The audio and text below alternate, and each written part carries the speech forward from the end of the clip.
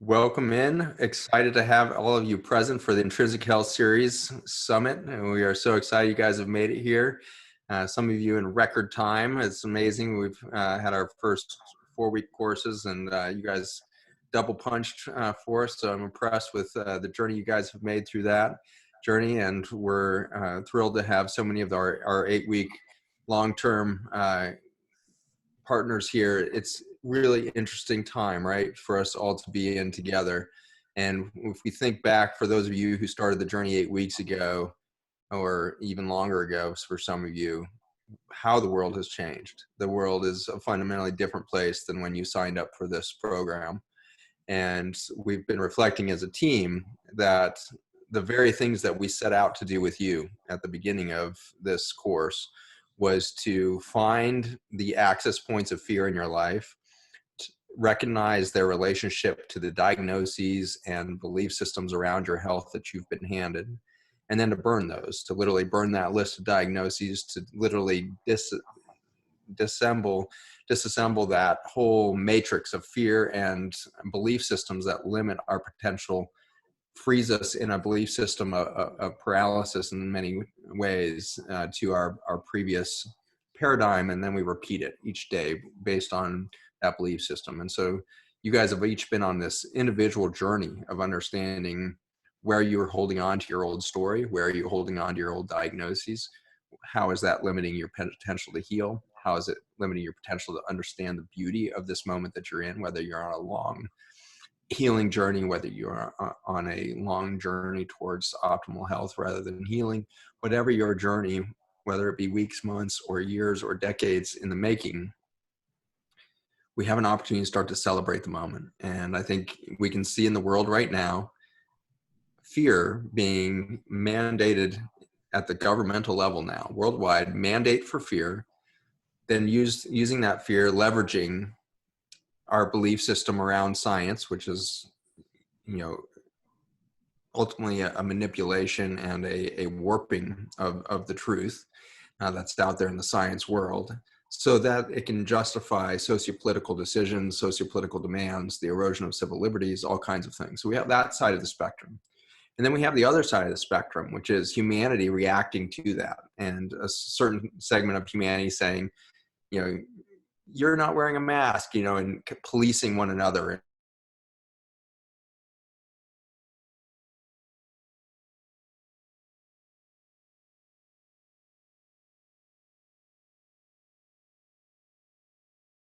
A sector that I think is a noisy segment on the opposite side to all of that, that's screaming about the concerns over conspiracy theory like things, concerns about everything from 5G to government labs inventing this virus, and all kinds of things. And if you back up far enough, you realize those things merge into just one screaming fear unit, and they are coming from two different belief systems, but they want you to be engaged in fear some way or somehow. Either you're fearful of your government, fearful of technology, fearful of the WHO and NIH, or you're afraid to disobey those organizations. And so it's a fantastic moment for us to come together as a community, reject both paradigms, and say, we're not going to fear this moment. In fact, we can even celebrate the ridiculousness of this moment. We can celebrate as a humankind the fact that we are in a very old story of human life birthing and dying, human life regenerating and going through the evolutions, revolutions, regenerative cycles of life itself. People are dying around the planet right now. The public health statistics coming out of the CDC suggest that fewer people have died this year than any of the last 5 years from respiratory causes. So we aren't seeing some, catastrophic explosion of respiratory death, but we are seeing people die, and they have been dying consistently. And we can recognize that respiratory disease and acute infectious illness is the minority of death on the planet today. If we look just in the lungs themselves, if you've been following some of my social media posts in the last week, you've seen this, but if we look at just in the lungs and who will die of disease in the lungs this year, we will see 1.88 million people die worldwide of lung cancer. Just lung cancer. That's not counting emphysema, chronic bronchitis, asbestos exposures, all the other toxins out there. just that one diagnosis of lung cancer at 1.88 million people, compared to the 200,000 worldwide that we've seen that have been attributed to die from COVID complications. And of course, that number just got revised downward radically by the CDC this weekend. If you were keeping up with that, we went from 60,000 deaths in the United States down to 37,000 on the CDC website. So somehow they recategorized a bunch of those as non-COVID deaths, which I think is very appropriate. I think there was a huge overestimation going on there. But nonetheless, whether 37 or 60,000 or 200,000 worldwide versus this 1.8 million, we can say with confidence that there's nothing new under the sun. Today, we have loved ones that are dying of many different diseases, and we have young children dying of diseases that never used to occur in the human population. And so I'm very confident that the chronic diseases that we've set out to find the root cause of in the Intrinsic Health series and this Biology Base Camp that you've been through are the threat to humanity, and they are the symptom of the threat to the planet that we have become. And in a bizarre way, I want us to think about this today, is that if we were to fear anything on the planet, we should fear ourselves, because we are the destructive force on the planet today. And I want to point out that the Earth has been through many cataclysmic and slow death processes in the past. Nature is a regenerative force, meaning death is a part of the cycle over and over again, whether it's a volcano that erupts violently and tears apart the surface of the earth to spread molten and kill every living thing across an island. And then it, through its building, then starts to support new life. And that new life comes in and slowly erodes that volcano back into the ocean again. That is a horrifically violent act in its moments, and a spontaneous beauty in it, as well as that violence creates new space for life. And so today there is a cataclysmic event going on the planet, and this time it's not an asteroid that is struck, it's not a massive volcano that's struck, it's humanity that is tearing apart the fabric of biology on the planet. We are killing our soil, water, and air systems faster than any time in recorded history of our 200,000 years. And so as we become the cancer on the planet, we should realize that it's our own collective behavior that the planet, and in fact ourselves, should fear the most, because we bring ourselves to the point of that incredible possibility of extinction. And it's so fascinating to be a sentient being, a sentient species even, that can see our own demise coming. And it's very much like that moment when a hospice patient is finally turned over to the reality that, we have nothing left in the toolbox, and you likely have less than 6 months to live. And so we're admitting you to hospice. And so humanity is in a hospice moment. We've been given our termination point, and there is no escaping that termination point if we stay on the same trajectory and we continue to use the same toolbox. And it's always the great joy of a hospice doctor to discharge patients weeks or months into their stay on hospice, when you realize by discontinuing all their pharmaceutical dependence that brought them down to their knees, they've suddenly stood back up and are off and running again. And they have a whole other chapter of life coming. So you have to discharge them from hospice so that they can go enjoy a new chapter in the body and do something different with their lives. That's the opportunity we have. I would like to see humanity discharged from hospice today. And I believe that each of you is playing a critical part of that journey. In your Biology Base Camp, in your Intrinsic Health series, you are becoming aware of your true potential. You are coming nearer to your full purpose. And you're getting a sense of how much you still have to do when it comes to taking off the cloak, taking off the blinders that have kept you cornered, if you will, in a very small box that society has handed you to say, here's you, here's what you're allowed to do without disrupting the status quo. I want you to become destructive forces of nature in our today's society. And so it's with great joy that Meredith and I join you. Many of you have interacted with Meredith through your journey into the Intrinsic Health series. She's been our extraordinary director of the program for a couple of years now, and has just done a masterful job at taking care of you all in sometimes the frustrating process of IT platforms and emails and everything else. And so thank you, Meredith, for getting us all to this end point of the summit today. And Meredith is going to steer us through Q&A. Many of you have pre-submitted questions. This is our first time where Meredith and I are doing this remotely. We're used to being in the same room in the green room. And so we'll be on a little bit of a learning curve here. So bear with us if there's any problems. But as you put your questions together, remember that we've got a big group on, and we'll be recording this so that we can share this with other Biology Basecamp classes that have come through in the past, as well as those coming through in the future. You also will be able to access the archive of other Biology Basecamp summits so that you can continue to listen to other discussions that have happened in those over time. But today, I think we're going to have the opportunity to really experience something new, because we're on Community Today. And when people come together in the moment and put their minds and spirits in the same place at the same time, new things happen. So I'm very thrilled to have something happen today with all of you. Try to make your questions pertinent to the whole group, as very specific, individual health problems probably aren't appropriate to address in this public forum. And we want to make sure that it's applicable to everybody's time on. But fire away with your questions in the Q&A section. Meredith, you want to give us some more instructions on mechanisms here?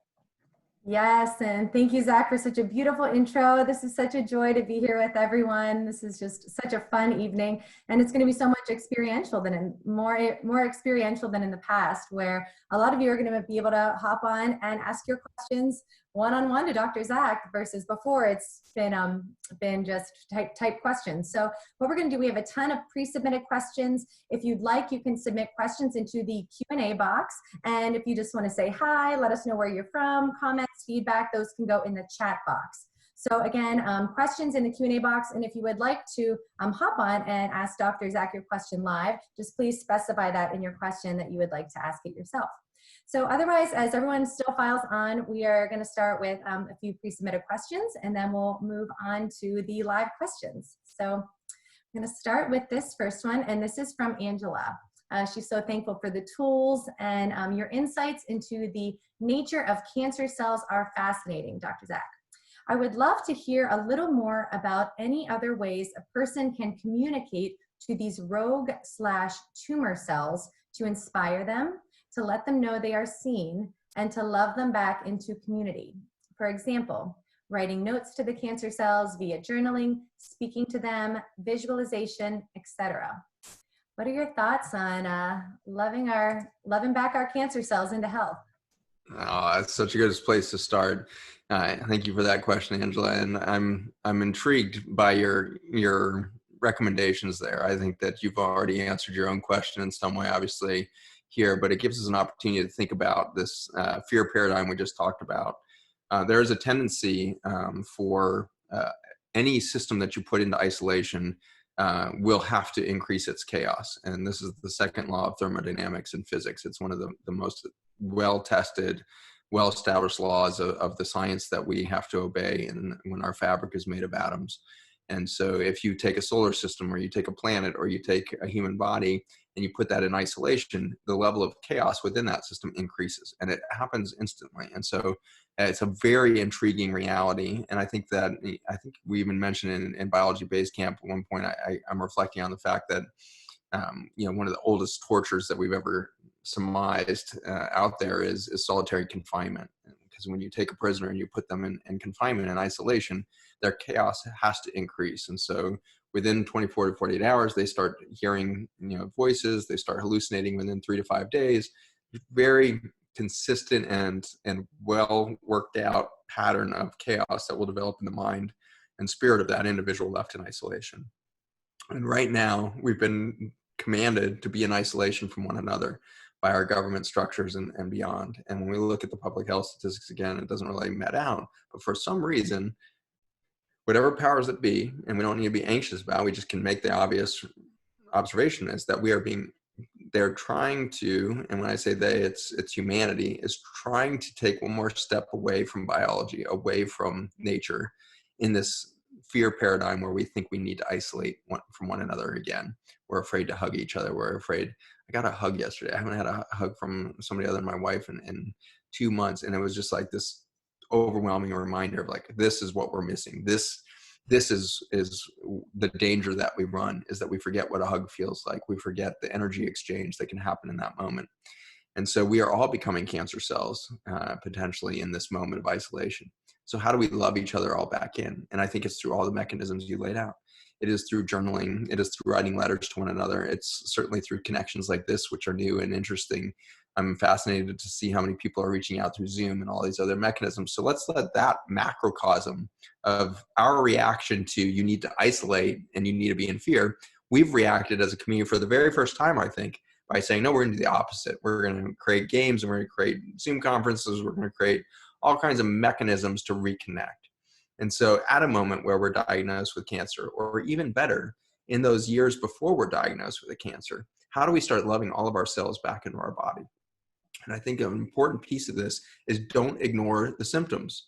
What symptoms are we talking about? Symptoms of simple inflammation need not be ignored anymore. Too much of the dialogue out there is inflammation is a normal part of life and you just need to live with it. It's part of aging. Well, fine. Certainly your risk of inflammation goes up with aging, but it's still not normal ever. If you are experiencing inflammation, there's a pathology going on in your body, and that pathology is the beginning of decay of the system, and it's ultimately from a lack of communication in the system. So my Achilles heel, which is ironic because I'm about to tell you that it is my Achilles heel. My Achilles heel, my body tends to be my ankles.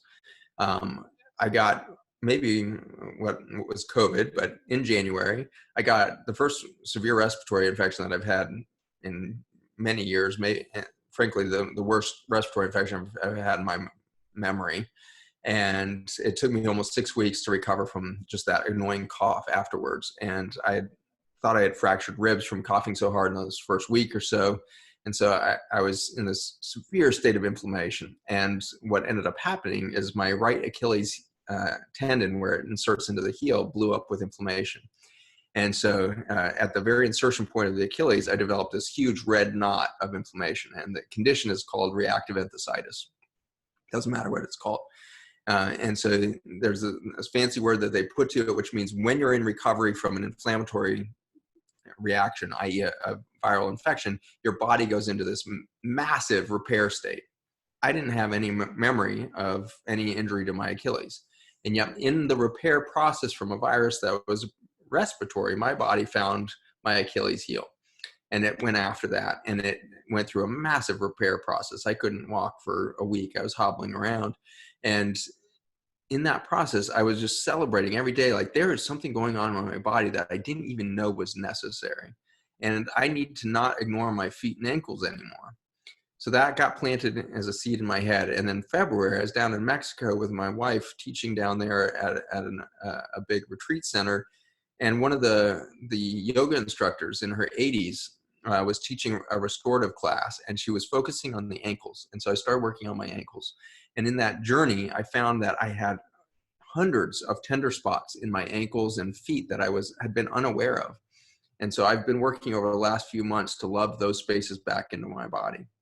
And so a long, answer to your question is that we have these pinpoint examples and pinpoint symptoms of inflammation that we can access the whole body through. And so every night with that restorative yoga program, I now have gotten addicted to it, and I literally will start to not be able to go to sleep. I'll get all, restless leg kind of feeling in my body if I haven't worked on my feet.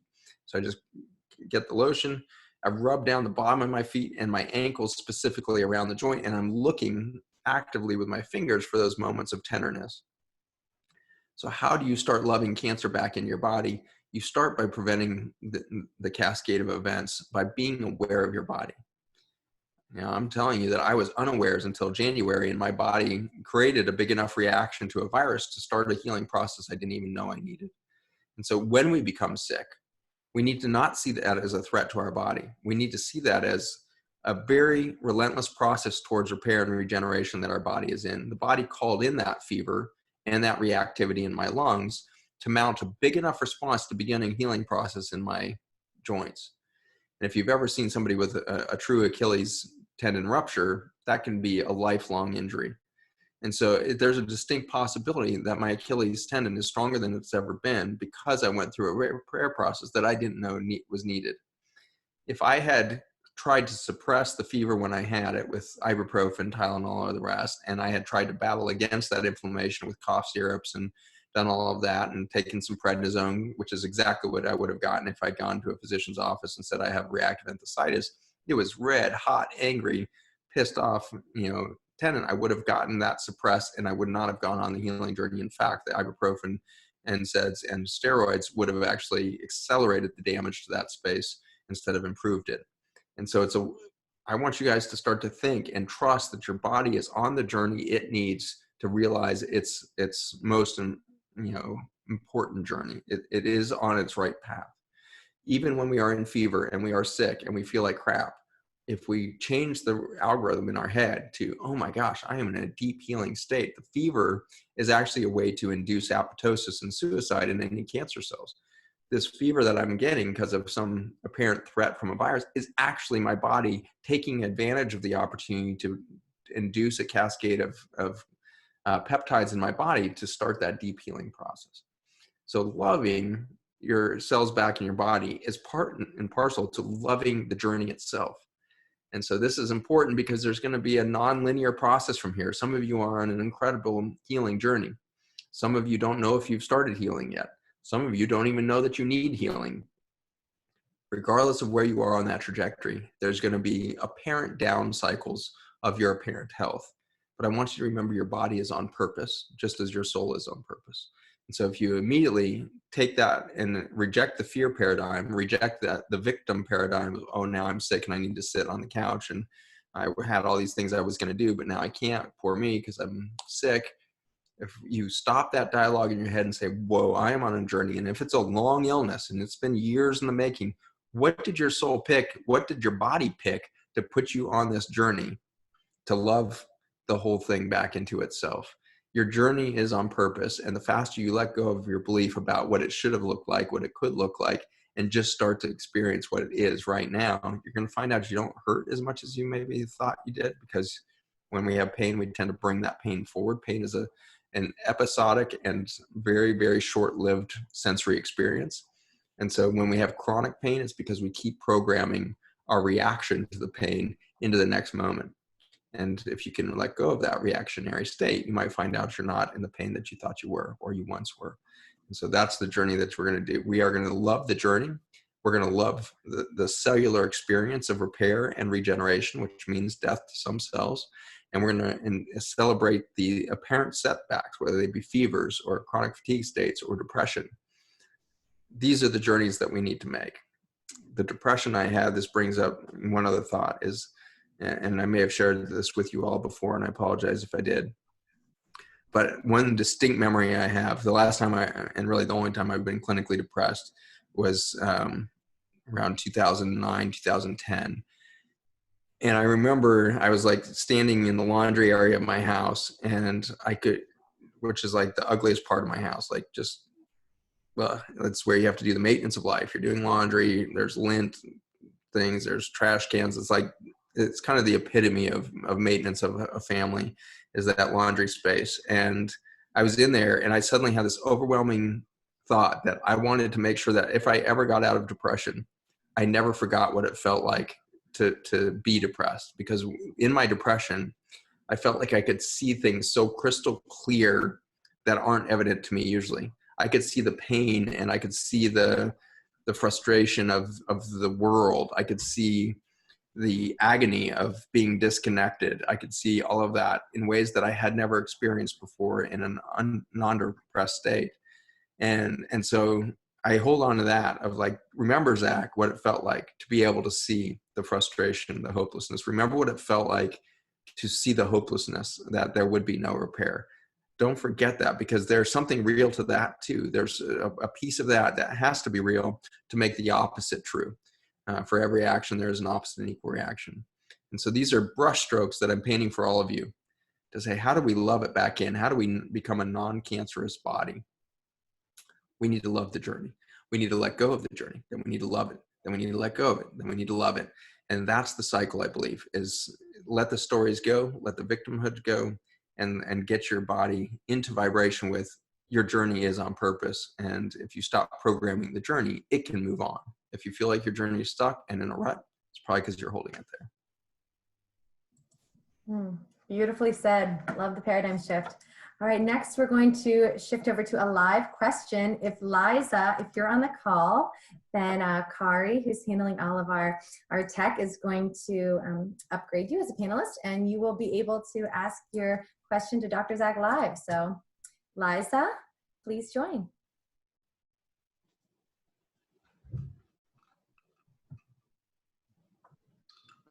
Liza, you have been upgraded. Let's hear your question.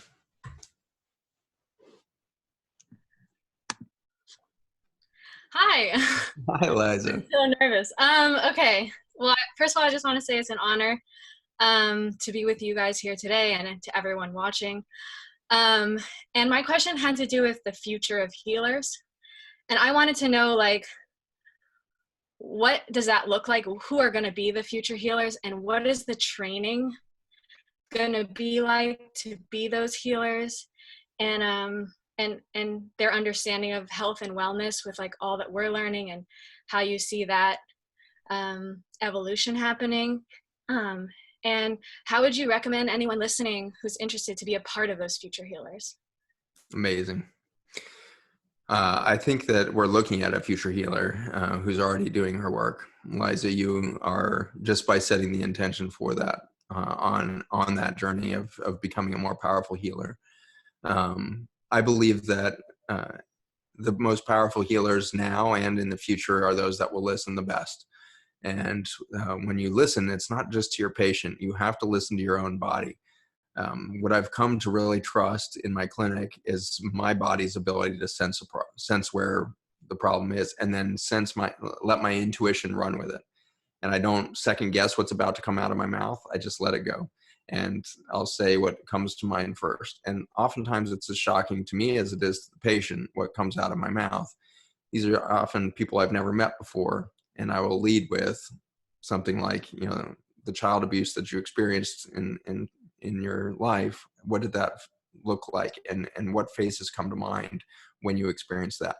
These are things that we're not trained to go to. We're not trained to cut to the chase. Sometimes it's really benign stuff like, tell me about this ankle pain. And the person's like, my ankle pain? I came here with my breast cancer. And you're like, no, this ankle pain.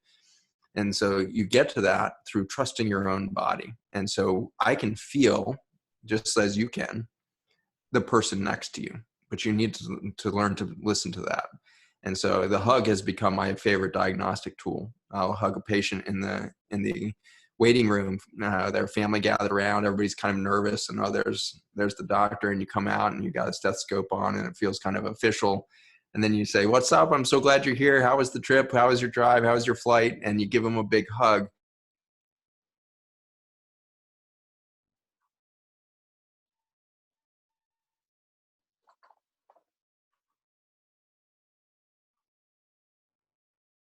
They start to receive the information. And you're going to trust the conversation that comes out of that, where you put your hands next, where you put your mind next. Those are going to take you on the journey with that patient. If you hold your patient in penultimate respect, that you are now interacting with a god or goddess type energy, this ancient soul is now across the skin from you. If that's your wisdom and you're bringing that into the space, is that this is the level at which I expect to see you, and this is the level at which I think you deserve to be seen and respected, all will go well from that moment. So that's the sensory part of it, which is you need to become a listener on the fabric level, on the soul level, on the physical plane. Listen to the body next to you and revere it. That's the beginning of the future for healers. Revere life, and you will no longer fear death. And that will be part of our journey. And your next piece of your question is, what can we who are online right now or finishing this course do to be part of that future? You're going to dive into exactly, the cornerstones that we laid out for you in this Intrinsic Health series. You can literally spend the rest of your life now and become a penultimate healer if you just study even one of the four major categories here. If you just do breath work for the next 30 years, you will not run out of learning. You will not run out of extraordinary outside the body, inside the body experiences. You will go on existential journeys with your patients and with yourself when you breathe. If you do fasting really well and you do that for the next 30 years, you will become extraordinary. If you do exercise and you become the penultimate, in-tuned mover and dancer and shaker, you will do extraordinary things, and you will heal, and you will heal others in your movement. In the same way, if you dive into the soil and become an expert in nutrition and you learn the nuances there, you will never reach the end in this short lifetime that we have of the knowledge that you can gain there. But my hope is that you guys are starting to learn how to do alchemy between those four things. The alchemy between nutrition and eating and fasting and breathing and movement. There is an alchemy there that can be anything. And it's because we are physical beings that we know that those four things can change everything. In the physical being part, what I'm talking about there is we are made of atoms, and the atomic structure is changing every millionth of a second. Interestingly, when you observe an electron, it changes its behavior. In other words, if you're not making an observation, the physical structure will continue without a necessary change. Observe, and the situation will change. And so now your power as a future healer, and right now, is to be so alert that you're making the observation that will change the fabric of the patient next to you or across the table from. You can change them by being a powerful observer. You will change every atom in their body by making the observation that their atoms are out of place or in place or whatever you want to consider them. But ultimately, their journey is perfect and is taking you to the opportunity as a healer to intersect in a moment, and you can completely change the trajectory of that biology by your observation.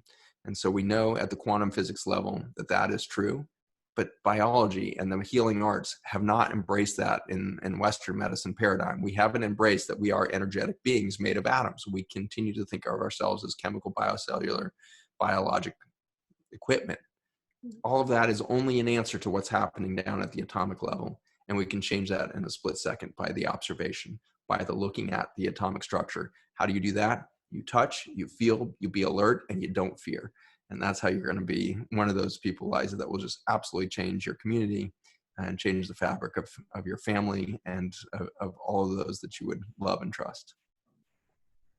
Thank you so much. Thank you for joining. Beautiful question, Liza. Thank you so much.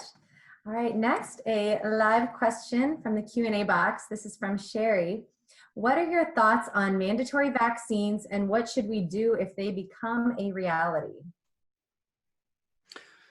That's an important question, and one that I didn't think, again, when you guys started this journey 8 weeks ago, I couldn't have imagined that being a topic that we would need to cover so soon.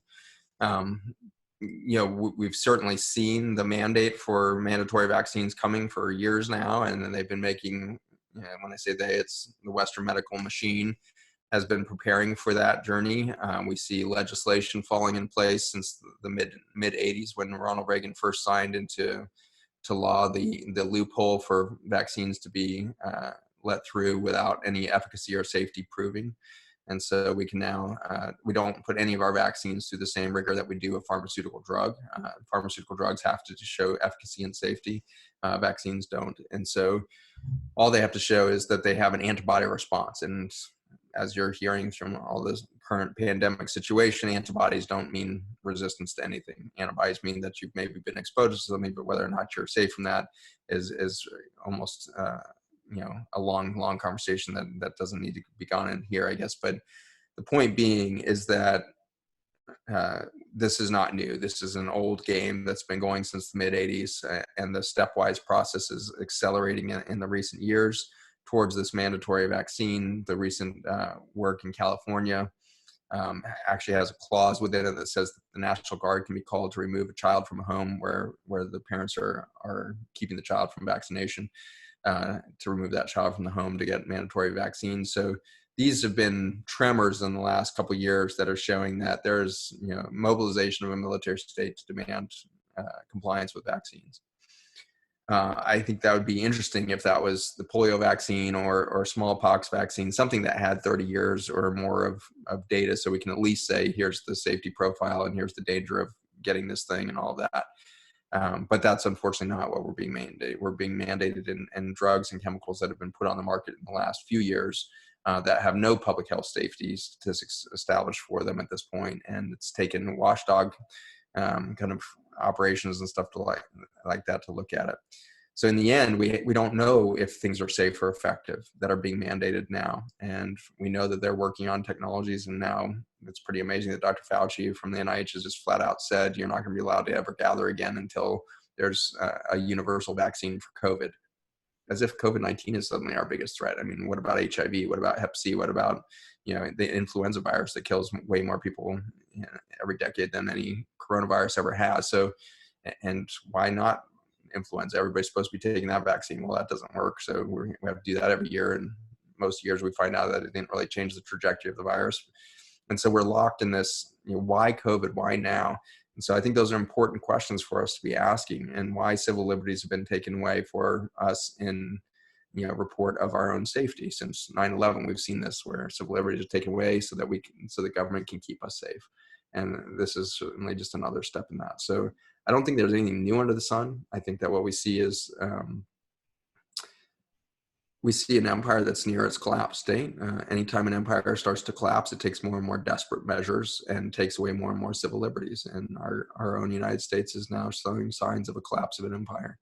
And unfortunately, it's really the cost of our healthcare and the disease management that's driving that collapse of our empire. Our economy is massive and always growing, but our healthcare expenses at $3.7 trillion a year now are outpacing the growth of our economy. And we're supposed to hit $5.5 trillion of spending by 2025 for chronic disease management, and continue to grow from there. So at 8 times and targeted towards almost 10 times the cost of our military and homeland defense combined, we are spending on chronic disease management. So our empire is on the ropes, and the powers that be, I think, are taking every measure they possibly can to try to stabilize this empire out of fear for what would come when it collapses. And so I don't think this is a conspiracy theory. I think it's almost a 5,000-year-old history of empires that rise and fall, and we're caught in another one. And what we should be aware of as citizens is that revolutions happen. But my experience in the last few years suggests that I think we're at a very cool turning point in human history, is that we don't need a physical revolution. We don't need a war. We don't need to take down the government. I think that we could have a revolution of mindset. We could have a rise in consciousness where a new normal is reached. And so I would challenge us each in this time to figure out, what is our new normal when we come out of this mandatory sequestration period? What is the new normal? Are we going to go back to driving around and consuming like crazy to suck the health out of the planet? Because right now we are that cancer. We consume more than we produce back to the planet. We consume more than we co-create. And so what about mandatory vaccines? It's pretty much, in some ways that's the least of our problems. The biggest part of our problem is, what does normal look like when we go back to work, when we go back to a society where we can move around freely again? What are we going to create? And so rather than being fearful of the mandates, because they're still a few steps away from being able to really put digital chips into the vaccines and get that into our bodies and all that, so they can surveil, our vaccine status, all of that. They're working on very hard. And again, it's for the mandate of public health, and they might be right, they might be wrong. In some ways that's irrelevant, but we know that we're working towards that goal. They've told us as much in recent weeks. And so they want mandatory vaccines, and they want to be able to surveil who's been compliant and who's not.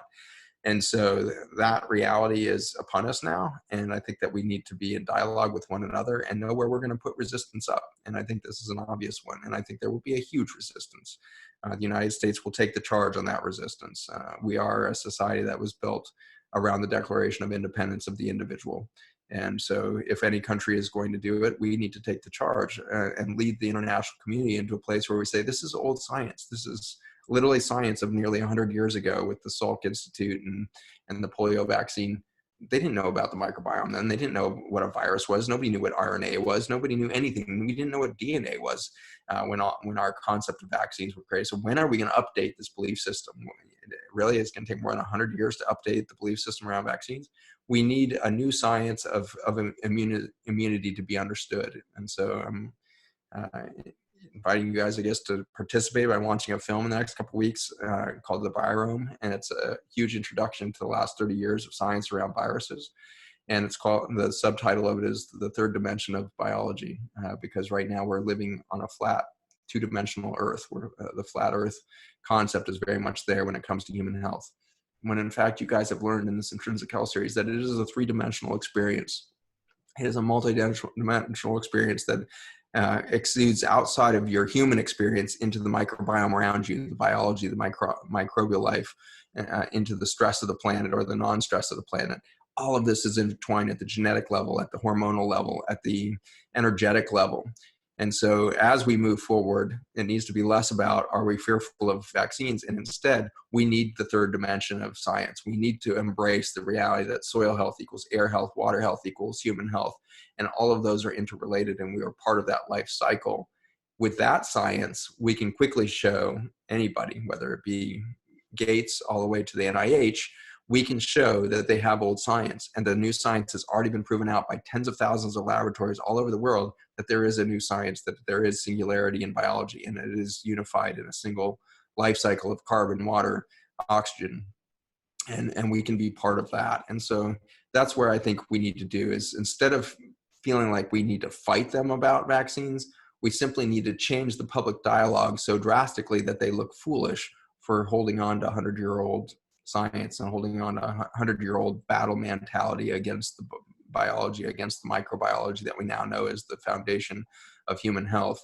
And so that's, I think, our journey. And you guys are now each a piece of this. You guys are a part of the new paradigm where you are embracing in your own life a new freedom of engagement with Mother Nature, in your nutrition, in your breath work, in your exercise, in your mindset, in your freedom of thought, in your freedom of sense of purpose. You guys are going from health consumer, taking a class like this, to Liza becoming a healer. You guys are somewhere on that journey, and whether you self-identify yourself as a healer in the next 6 months, it is irrelevant. You are a healer because you are healing your own body right now through mechanisms and simple things. And I love overhearing, some of the coaching and everything else is everybody's kind of mind blown at the end of it. It's like Zach blabbed away, and a lot of it was so complicated, didn't even understand.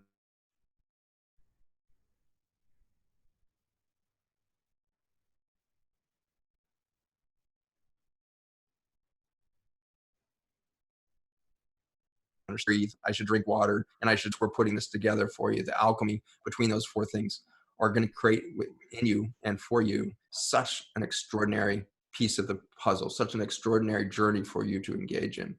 And so that's my excitement. That's my hope for you, is that mandatory vaccines are coming. Yes, old science is already here. It's already being manipulated. It's already being used for fear. So what are we going to do in hope?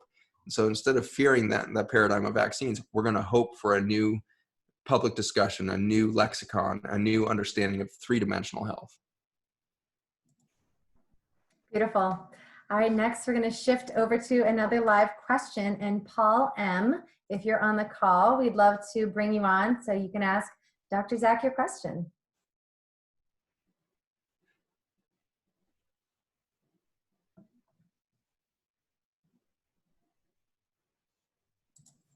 Hey, Paul, we see you there. If you can unmute. Oh, you've been upgraded.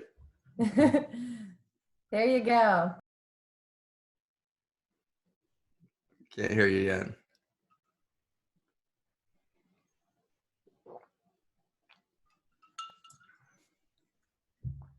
Well, did we lose Paul?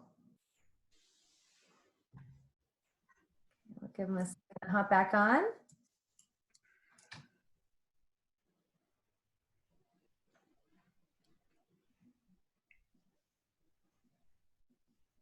There we go. Sorry, Zoom always needs to restart as soon as I need to talk. I just had two questions. First, I was wondering if you knew where I could find those papers on college students being able to solve puzzles faster after someone else solves it. Oh, yeah. And second, I was wondering to what degree do you think autism can be reversed in like early adulthood? And my brother has autism, and I'm trying to help him out. I'm just wondering, like, where's a good place to start? Because there's so many, things you could try. Very good. Well, we'll start with just, the concept of autism. Autism is a sensory processing deficit, as you're familiar with, having a family member diagnosed with such. But when our sensory processing system is overwhelmed, we go into a state of fight or flight with everything, a sense of touch, a sense of sound. Any stimulus can send us into that autonomic nervous system overflow. And so where you would begin with anybody with autism is any access point where you can bring them into a parasympathetic state. And the place where we will often begin is silence. And so if you can bring that kid into a state of silence, they're going to actually want stimulation.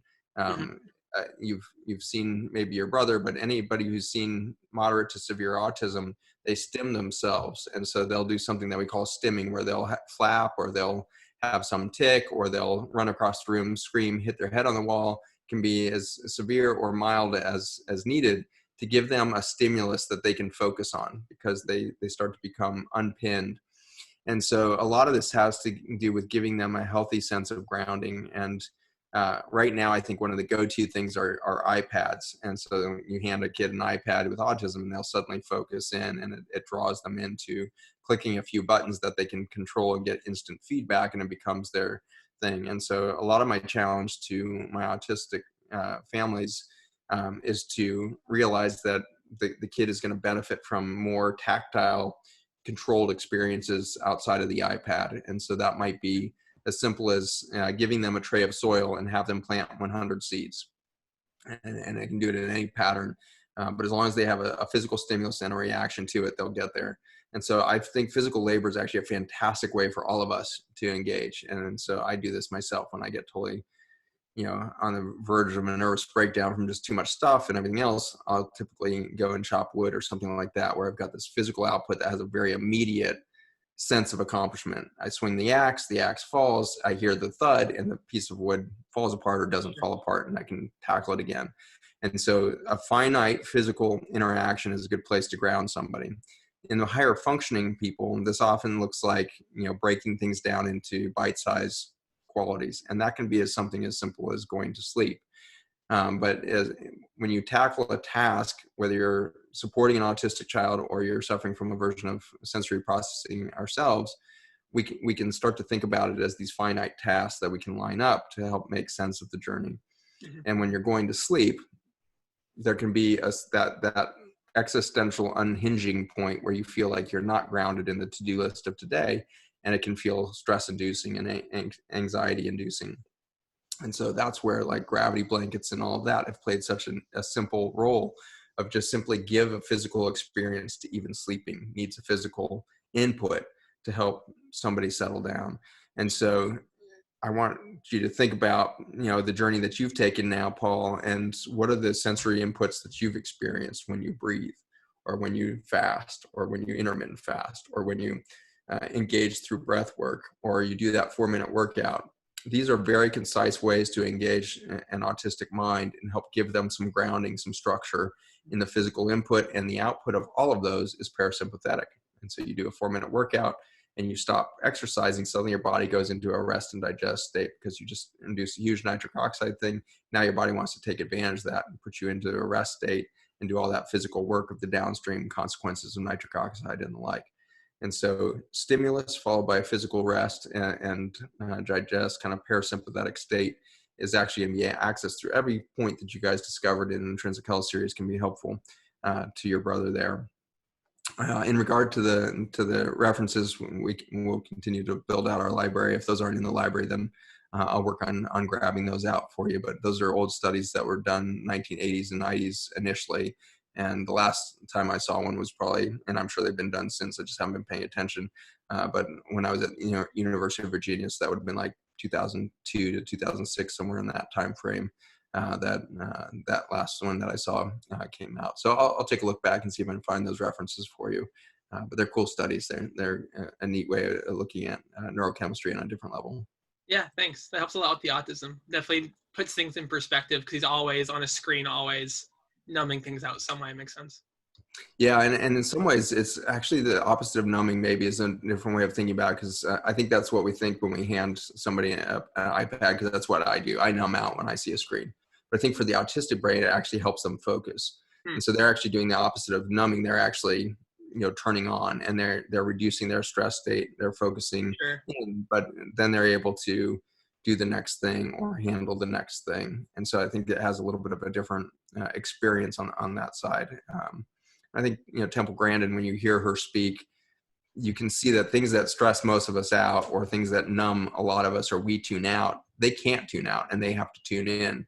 And Sure. so in that tuning in part, it's an interesting opportunity to give them tasks that are great. One of the great kids I had in my clinic for many, many years was awesome. He ended up passing away from a cancer caused by a drug that they had put him on for a seizure disorder. And it was a really huge bummer, but he's a sweet kid, but he developed this uncanny capacity to cane chairs. Caning, where they have little circles that they create through the webbing or lacing of cane on the nails. So the old rocking chairs and stuff with the cane backs.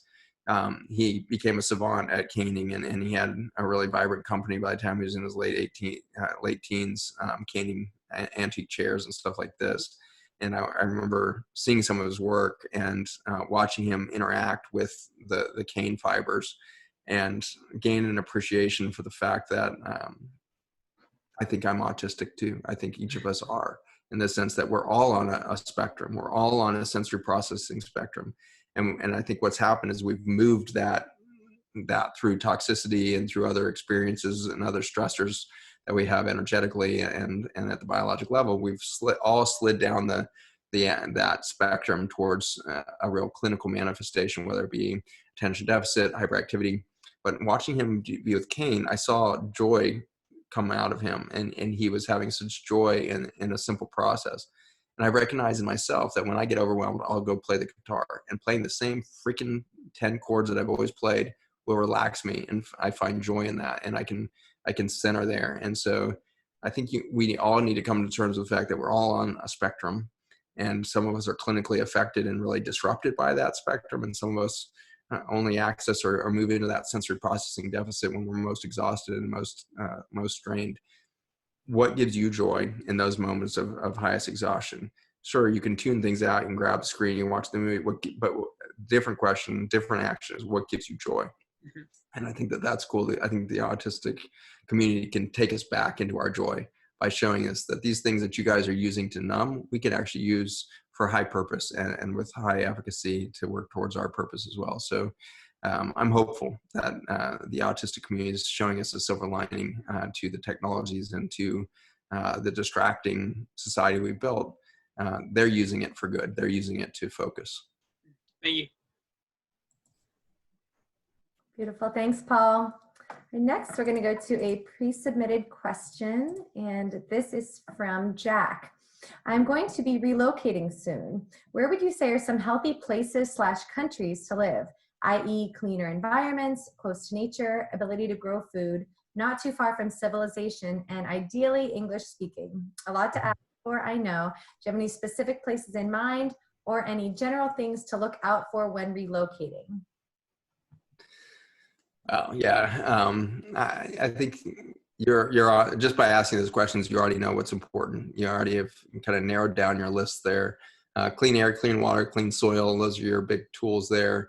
I wouldn't be so concerned about, is the place toxic, because everybody's been using Roundup at every country.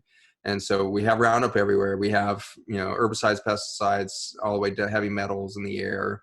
It's all over. And so I guess what I would say is that what you would be looking for is the most progressive legislative and cultural areas that are looking to improve themselves. South America, I'm afraid it has a long journey before it gets to the pace of change towards real resilience in much of those countries. But there's exceptions. And I believe there's pockets of Ecuador that are exceptions. I believe there's pockets in Peru, obviously Patagonia being a big pocket there, that have been progressive from their beginnings and haven't really tipped off the scale as many other parts are. Brazil is not a good place. Brazil is very toxic right now. They're a leading consumer of herbicides and pesticides in the world right now. So you need to pick the progressiveness of the state and not worry too much about, are they clean or are they not?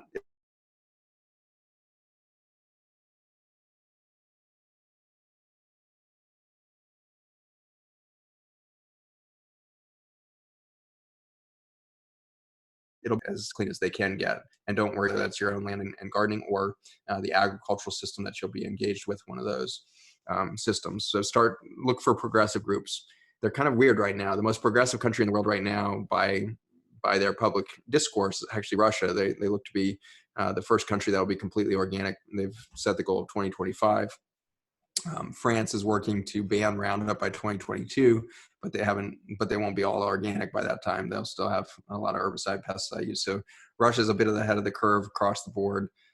English-speaking countries that might be interesting to watch. Malta is one of them. Malta's official language there on the tip of Italy is actually English, which is weird.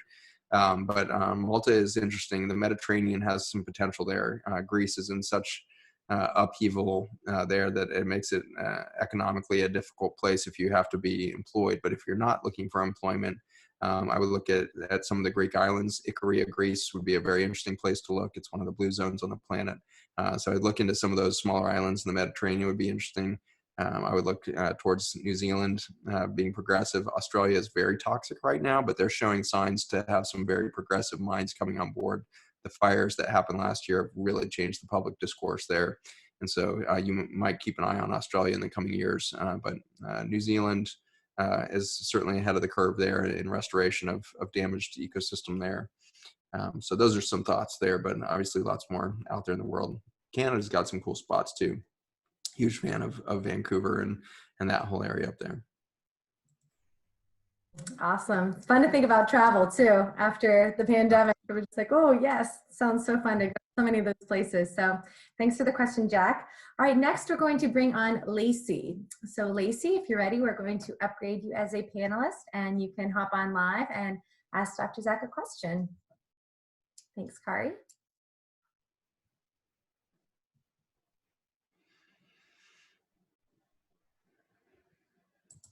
All right, welcome, Lacey. You can unmute yourself and you should be good to go. Great. Okay. Lacey. Hello. Okay, I have two questions. The first one is actually on Roundup. My dad's a farmer and, you know, they're so brainwashed on, we have to have chemicals, we have to have Roundup. And so, of course, I've been sharing the regenerative message with him. And so he's always saying to, or my last conversation with him was, I shared with him the Stephanie Seneff article about Roundup and its potential connection to COVID. And he finally said, because it's like I'm always trying to sell him on it, you know. And he said, well, if Roundup is really that bad, then why isn't every farmer that's using Roundup every day extremely sick? So that's the first question. Second question is, you know, the functional medicine doctor we go to, and I know there's a lot like Dr. Thomas Cowan, they're big on the Weston A. Price teachings. And I saw recently where Weston A. Price Foundation posted on vitamin A and how you can only get vitamin A from animal sources, and you can get the carotenes from plant sources, but maybe you can make the conversion, maybe you can't. So I was going to see if you could speak to your thoughts on their suggestion of supplementing with cod liver oil, and just kind of their teachings in general on like the organ meats as a good source of nutrients. Very good. All right. For your father, number one, you're doing a great job, banging the drum there, but also just release yourself of any responsibility of transforming him. You will plant the seeds, but there's two reasons why it's probably not going to come from you, or at least it needs to have the perception of not coming from you. One is the male brain is the most stubborn structure ever discovered so far. And that male brain always wants to believe that it's come up with a solution, like it's going to save the day, it's going to fix the next thing.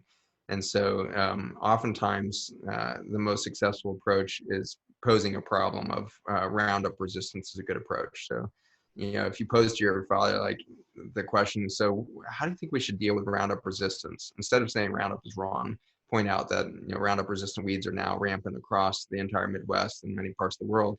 So what are your thoughts on what we're going to use when Roundup stops working, and where do we go there?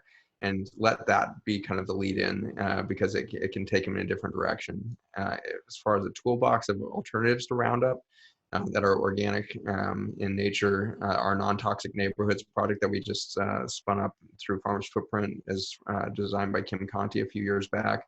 She has successfully converted over 30 cities and counties to Roundup-free zones. And so you could point out to them, if this stuff wasn't toxic, why are cities and municipalities banning the use of Roundup on schools, playgrounds, playing fields, parks, cityscapes, and the rest? Why, if it's so safe, why are governments going through such efforts to ban this stuff?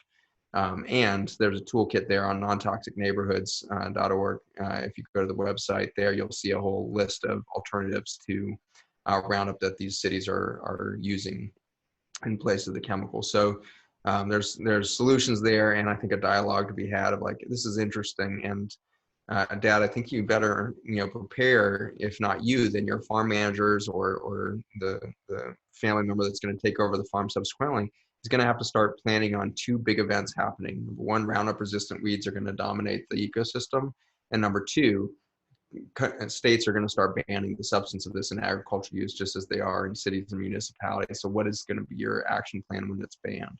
So I think those are ways to, instead of saying that there's a problem here, to show them the real life scenario of you're not going to be able to use that tool forever. What are you going to do next? And so those would be some fast ways to change the tenor of the dialogue and maybe take them out of that fight or flight, resistance and stubbornness of that male brain, and invite him into a problem-solving mindset where he's suddenly like, what am I going to do there? What are the alternatives? And if he doesn't know, then he starts doing research, and you might find Liberty Link or atrazine, one of the toxic compounds. But as soon as he uses Liberty Link, he's going to find out it doesn't work as well as Roundup. And we have Liberty Link growing all over central parts of the United States now, and the farmers are frustrated by it, and so they typically have to mix in other herbicides and pesticides to get it to work as well as Roundup did. And so then the second part of your question is, why aren't farmers all sick if this stuff is so toxic? And the answer is they are. Our farm community used to be, I think, the most robust of any population we had. I grew up in Colorado, and every fall we'd get ready for buffalo season there with the buffs revving up with CU. And we always dreaded the arrival of the Cornhuskers. The Nebraska team would slaughter us every year. We had a few short years there in the early 1990s where we were able to keep up or beat them, but they were this force to be reckoned with. And the joke was always like, these corn-fed kids are just like unbeatable. And they would show up and they were like a different species. They were always like 50 pounds heavier and 4 inches taller than anybody on our team. Now, you go out to farm country and they are sick. This is the highest levels of chronic disease we've ever seen. And so showing your dad some of those population statistics may or may not help him, because he may say, well, I know this farmer and he's fine, and I'm a farmer and I'm not dying of cancer. But the fact is, at the population level, you can see a very clear correlation between exposure to the chemicals and not. The other thing that you might want to pose to him is like, well, Dad, what kind of measures do you take right before you mix and apply an herbicide chemistry to your farms? What precautions are you mandated to take? You might not be taking them, but what are you asked to do? And the answer is, I'm supposed to suit up in a hazmat suit, wear a respirator, and not touch this stuff. And then I'm supposed to spray that on the crops, and then some magical alchemy happens somewhere in our food to make those toxins that are too toxic to touch suddenly good enough to eat. And so what does that alchemy look like? So I think if you take them into the mindset of like, why is all this protective gear required by the government for me to use these chemicals? And then what's happening between that chemical and the consumption of that food that I think is somehow protecting the end user. Taking him through the population statistics on cancer at the end of the Mississippi is a good way to debunk the reality that there's nothing going on. We created a cancer epidemic at the end of the Mississippi River, and it never existed there before. Mississippi was not our focus of cancer death in the world, or Louisiana there, in 1996. But sometime between 1996 and with the debut of GMO crops and 2007, suddenly that became the epicenter of cancer. Awesome. Thank you for those questions. Great, thanks so much. Thank you, Lacey. All right, great. We have a question from the Q&A box. Dr. Zach, what are your key tips for a good restful sleep? I think this is probably a little bit different for each person. I think that the best step towards a good night's sleep is wake up early. And by getting on a circadian rhythm that's in line with the circadian cycles of the day, you're starting on the right foot. If you're so exhausted and you're sleeping in and all of that cascade happens, then your chance of having a good night's sleep the next night, even though it's 8 o'clock in the morning, you're already behind the eight ball. The chance of getting that same quality of sleep is different. And so get up early. And so in an ideal situation, your alarm is going off with the timing of dawn. So sometime around 5:50 to 6:30 in the morning, you're getting up and you're starting into a routine that's telling your body this is the right time to be awake. This is the right time to get my nutrition going, or my focusing on hydration while I'm waiting for my intermittent fast to get over at noon. Either way, but you're going through that cycle. That way, when you hit your first circadian shutdown point, which is around between 8:30 and 9:30 at night, depending on the season and the time of dawn and sunset. But some time between that 8:30, 9:30 time, your whole hormonal clock, your diurnal rhythms are resetting, and you're starting to go into this opportunity for parasympathetics.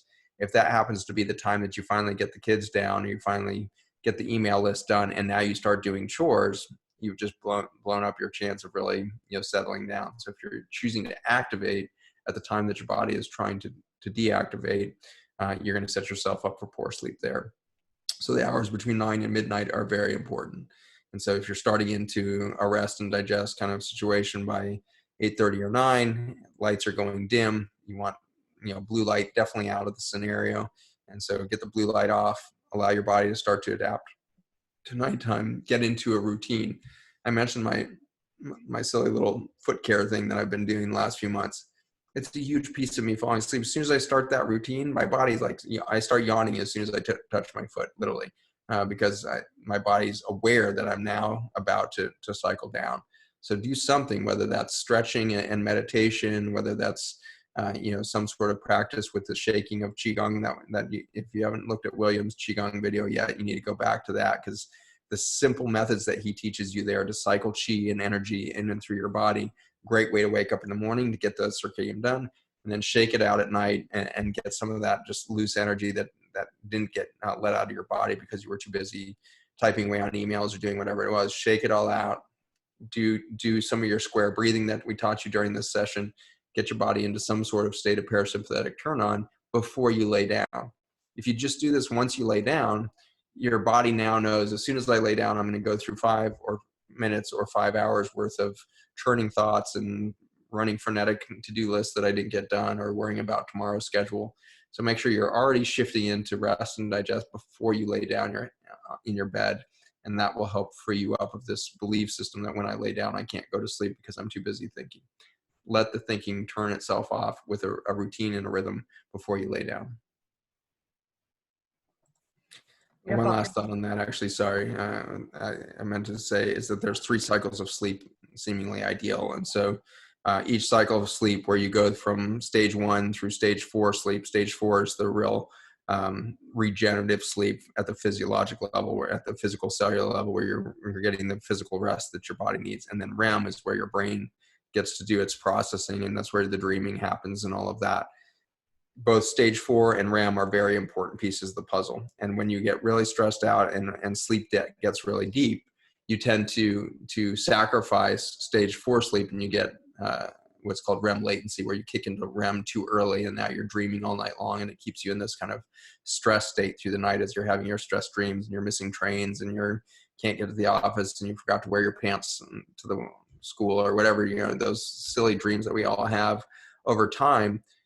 Those are signs of a failed stage 1, 2, 3 sleep. And so your first diurnal cycle will start between 9 and 10 p.m. So if you can get down by that time, by 10 p.m. and kick into your first sleep cycle, then at 3 o'clock, 4 o'clock in the morning, when you're in your third cycle, you're going to do mostly stage 4 and REM sleep, and you won't have to go back through the more shallow sleep cycles, stage 1, 2, 3. And so that 3 phases is best. Again, if you wake up early, get the sunshine going, and then go to sleep early, you're going to get 3 cycles of that stage 1 to REM, and then back to stage 1 REM, back to stage 1 and REM. those 3 cycles are very important, and your deepest restorative sleep will happen in your 3rd cycle between 4 a.m. and 5:30 a.m., something like that. Awesome, thanks.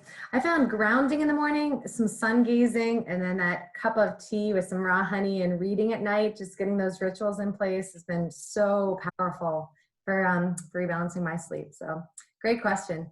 There's some interesting studies looking at that in the Qigong world. They've studied the physiology of Qigong masters who will do 40-day fasts and stuff, and they always they train themselves into being able to stay in a physiologically fed state, so they never flip into the typical ketogenic, state that we're doing with our 5-day fast and stuff like that. They've trained themselves to stay in a glucose type metabolism and in a non-fasting state over a 40-day period.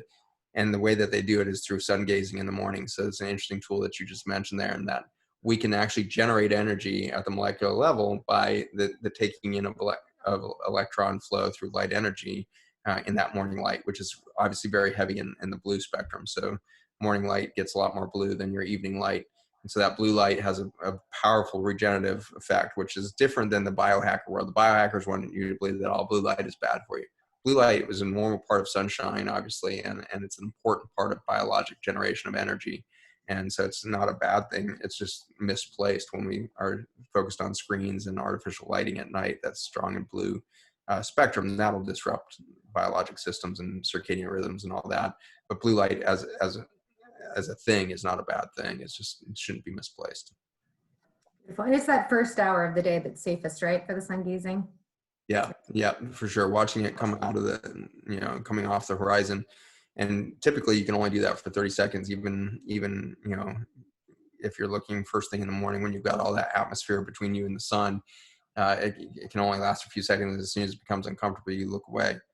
Interestingly, those Qigong masters can train themselves into an hour or 2 of looking into the sun, and they can do that without any measurable damage to the eye at all. So they train their eye into increasing the amount of filtration and the amount of usage of that electrical energy in the form of light over the course of lots of training. You and I aren't at that point, so we can just do a few seconds or a few minutes as that sun is coming up off that horizon until it's uncomfortable, and then we look away. But it doesn't mean you don't stop sucking it in through non-visual formats. And so your skin is a huge receptor of the ultraviolet spectrum as well as the infrared spectrum. And so remember that your whole body is a sensory organ for the sun.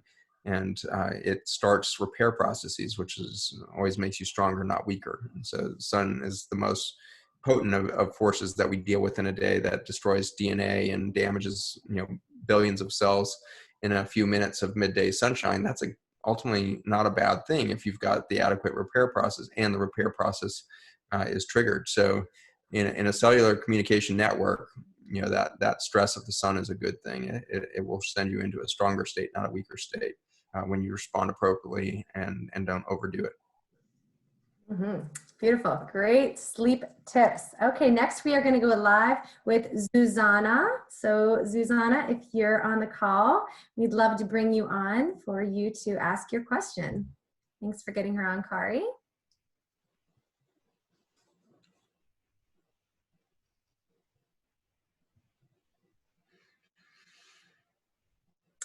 All right. Hi, Susanna, you can unmute yourself. There you are. Hi, how are you? Very good. Thank you. Thank you for having me.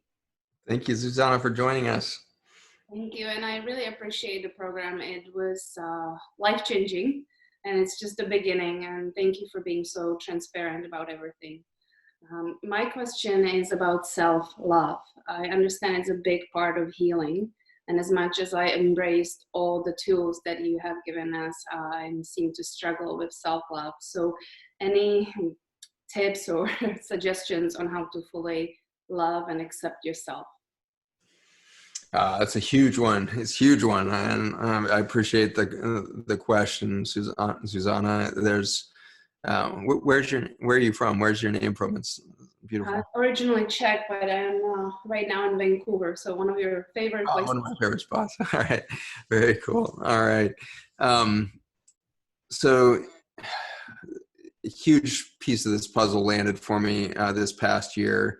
And I don't even know how to really work it into Biology Base Camp yet, but when we rework Biology Base Camp again, I hope I figure out how to work this in, because it's seismic, massive, paradigm-shifting concept that was given to me by Patrick Gentempo, who's one of my close, dear friends and colleagues. He's a chiropractor by training, but became kind of a tech inventor around chiropractic, developed a technology that it could measure the impedance or stress level in muscles, and it became a diagnostic tool. And so he hasn't been practicing as a career for many years, and he started a film company called Revealed Films, and he's created many great films. The person who asked questions about vaccines earlier, a good one to look at is Vaccines Revealed by Patrick Gentempo and his crew from almost probably 6 years ago or something like that one. I think it's been a while, maybe not that far back, maybe 4 years.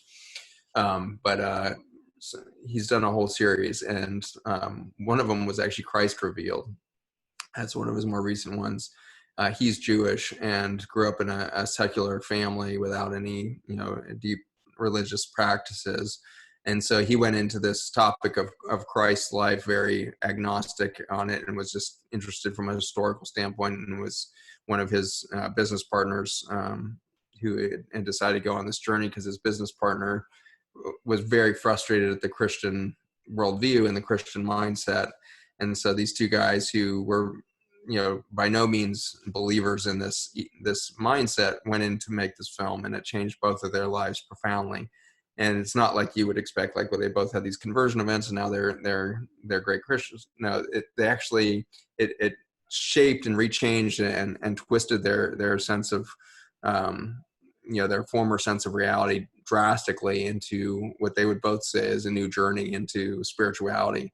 They didn't get the answers. They got all the right new questions, I think. And so they've been on this journey. And Patrick and his wife, Lori, have been extraordinary influences for myself and close friends of my wife and I.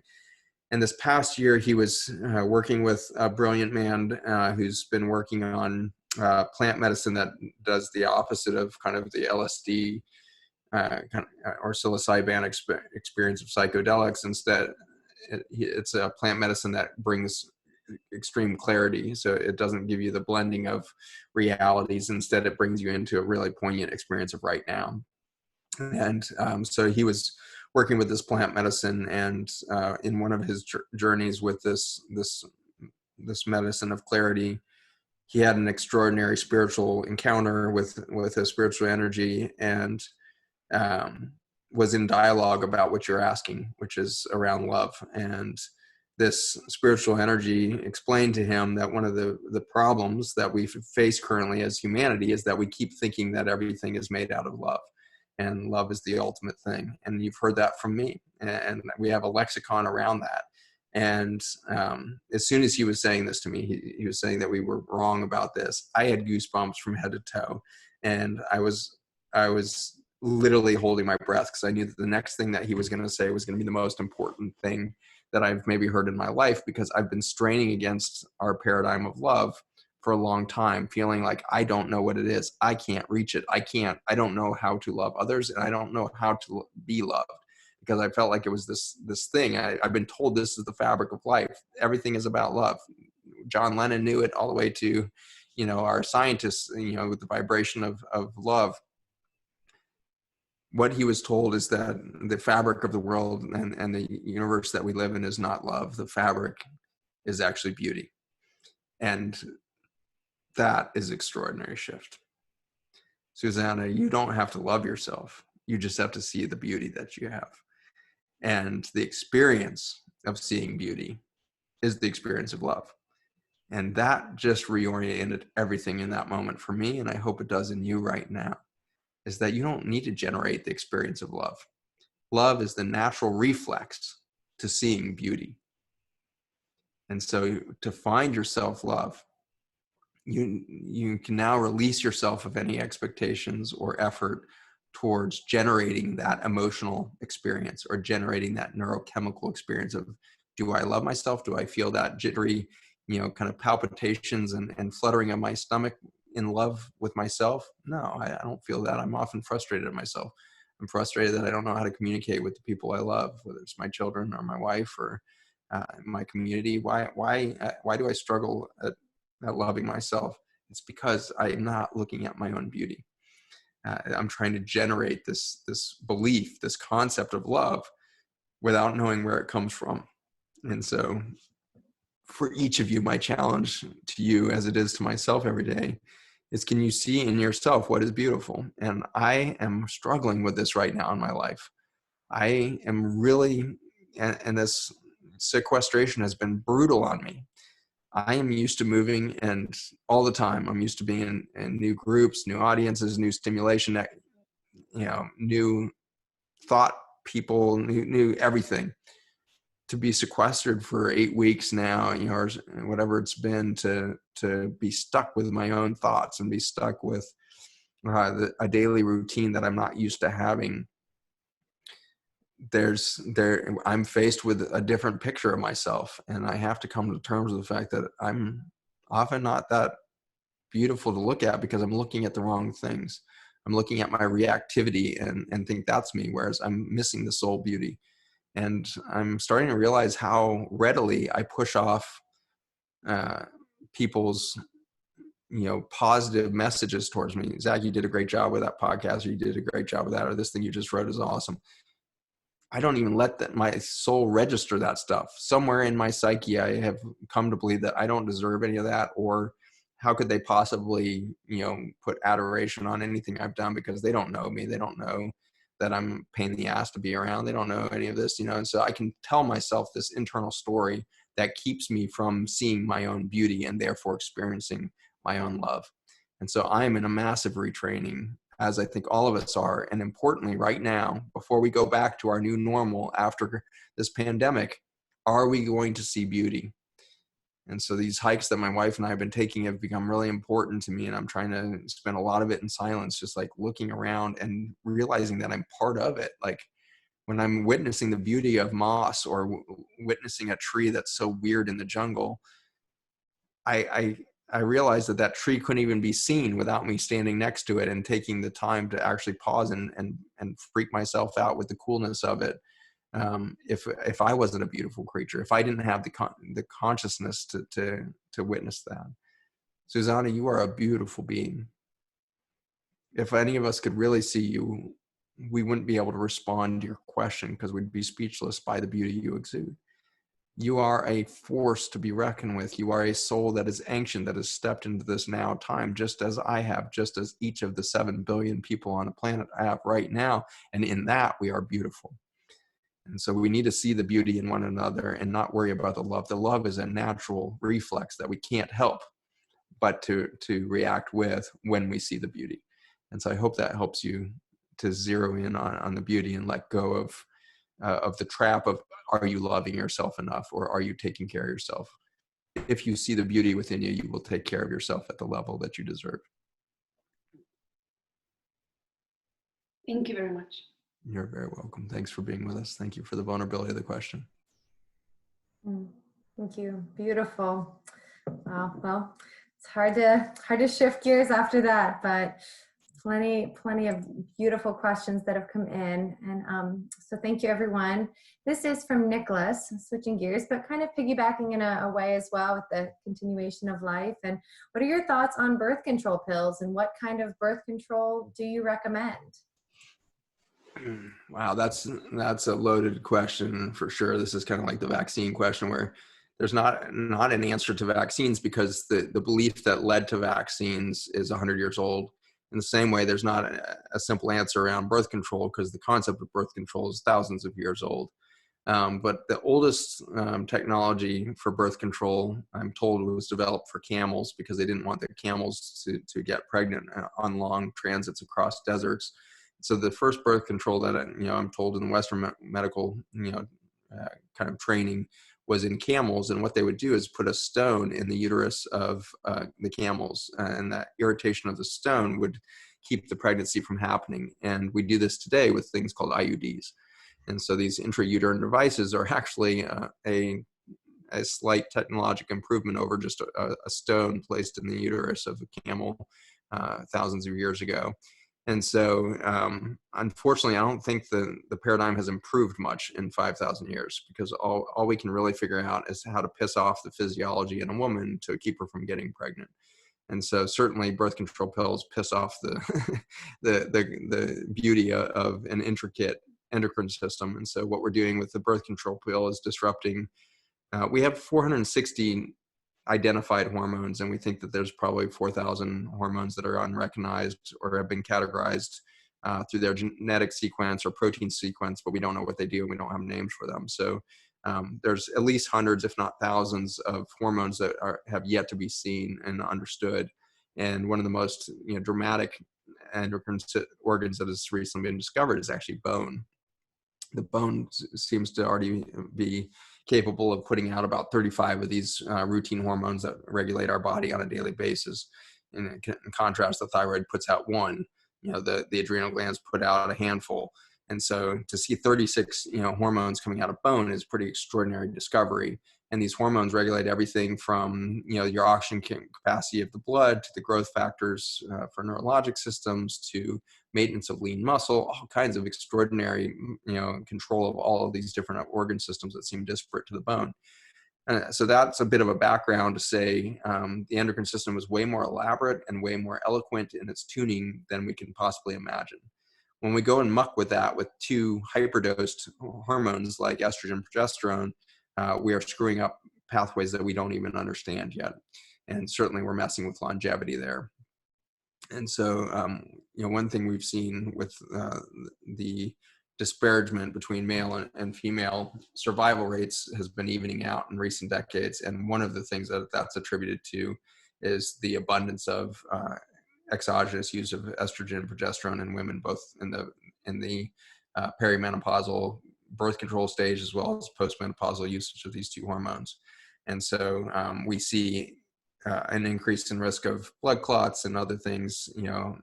There's a lot of debate still over the heart disease and the breast cancer and everything else. But I think it's clear that there's no way that we can take two hormones, use them exogenously, expect not to screw with the 450 or 4,000 hormones that are eloquently balanced in a symphony with one another. And so in the end, what we can say about birth control is we know that it markedly increases the risk of breast cancer if birth control is taken before the first pregnancy. For some reason, if you've been pregnant before, then that breast cancer risk with birth control doesn't seem to be the same. And so there's a protective effect of being in a normal hormonal cycle through your first process. And we think that that's probably prolactin that's contributing that protective effect. Prolactin is a hormone that's secreted by the pituitary gland and obviously very important in the induction of lactation and breastfeeding.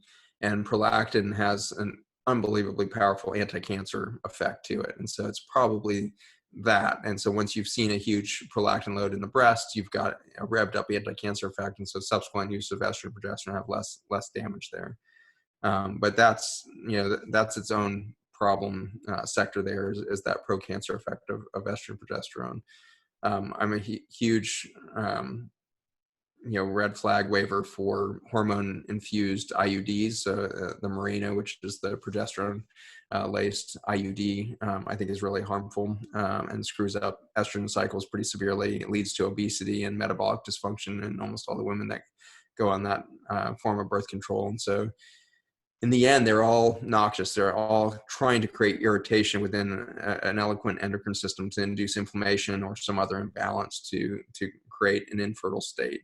And so that's something important to think about and to kind of wrap your head around. Of those, the most benign remains the stone in the uterus. And so a non-hormone eluting IUD is probably the safest way to go and is the least noxious to that beautiful 4,000 hormone symphony that's going on in your body. And so just a copper IUD is probably the safest form that we can recommend at this point from a female contraception standpoint. I'm a huge fan of thinking about more, with your partner and everything else, thinking more seriously about understanding the biology of fertility. And so understanding the fertile cycles, understanding the signs of that, using a couple barrier methods can be as effective as an IUD. And so two barrier methods, not just a condom, but that diaphragm or these things are good ways to reduce that risk. A huge fan of males pursuing a vasectomy It's definitely the safest form of birth control we know of. It's the only form of birth control that's not there as a noxious, disruptor outside of the barrier methods. So it's a one-time event that has risk associated with it, but the risks are low, and they're a fraction of tubal ligation or tubes tied for women. And so if there's going to be a permanent approach, it needs to be the male, not the female, that takes that approach if we're going to do the best thing for health. Excellent, thank you. All right, next we are going to go live again with Valerie. So Valerie, if you're on the call, we're going to bring you up as a panelist and you can ask Dr. Zach your question.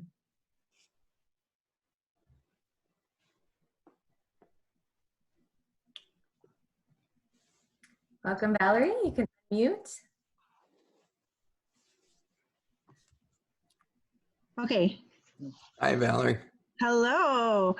I have a question about gardening.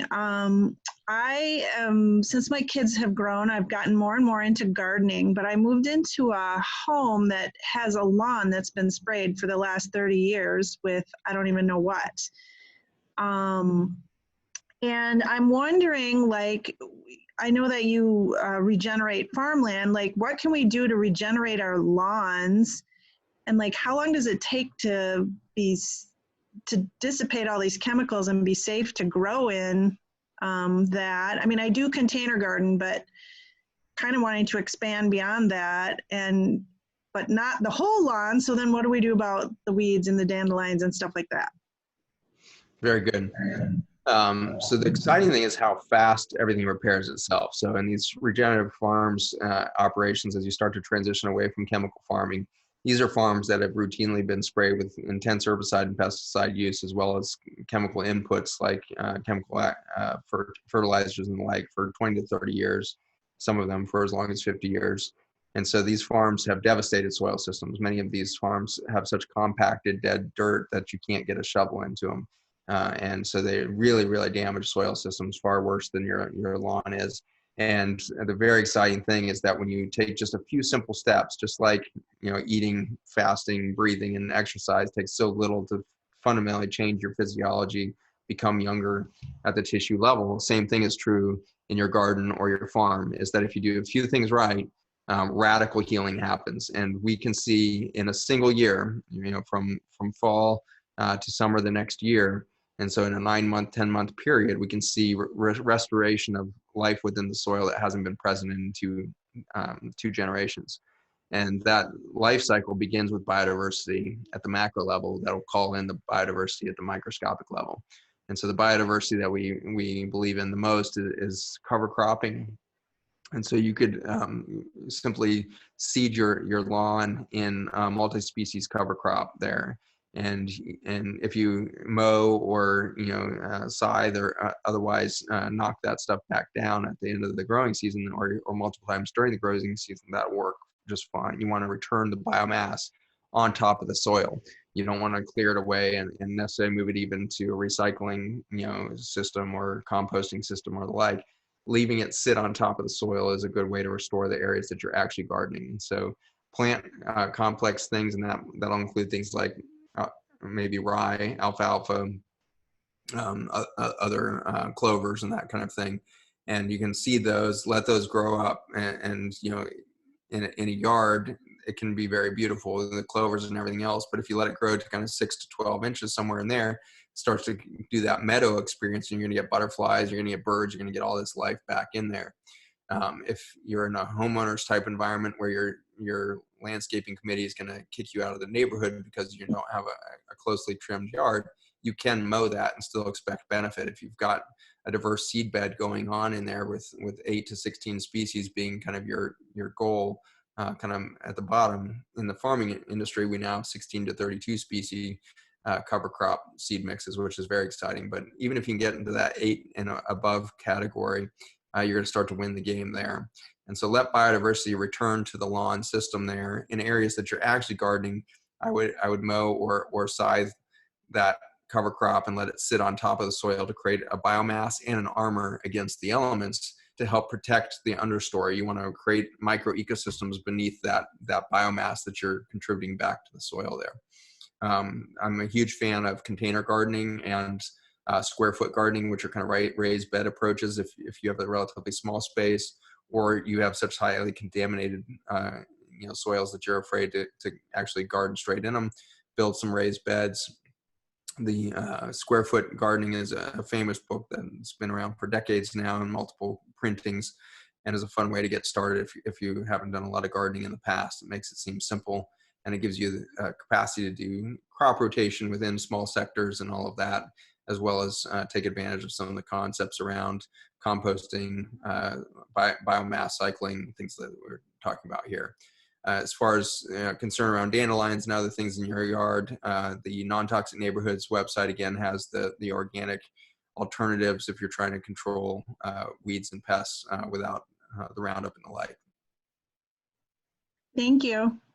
You're welcome, Valerie. Have a fun time out there. Don't forget to take your shoes off. Thanks, Valerie. Beautiful. Okay, this is a live question from Lindsay. What are your thoughts about anaphylactic allergies to food and the environment in children, and how can those be prevented or healed?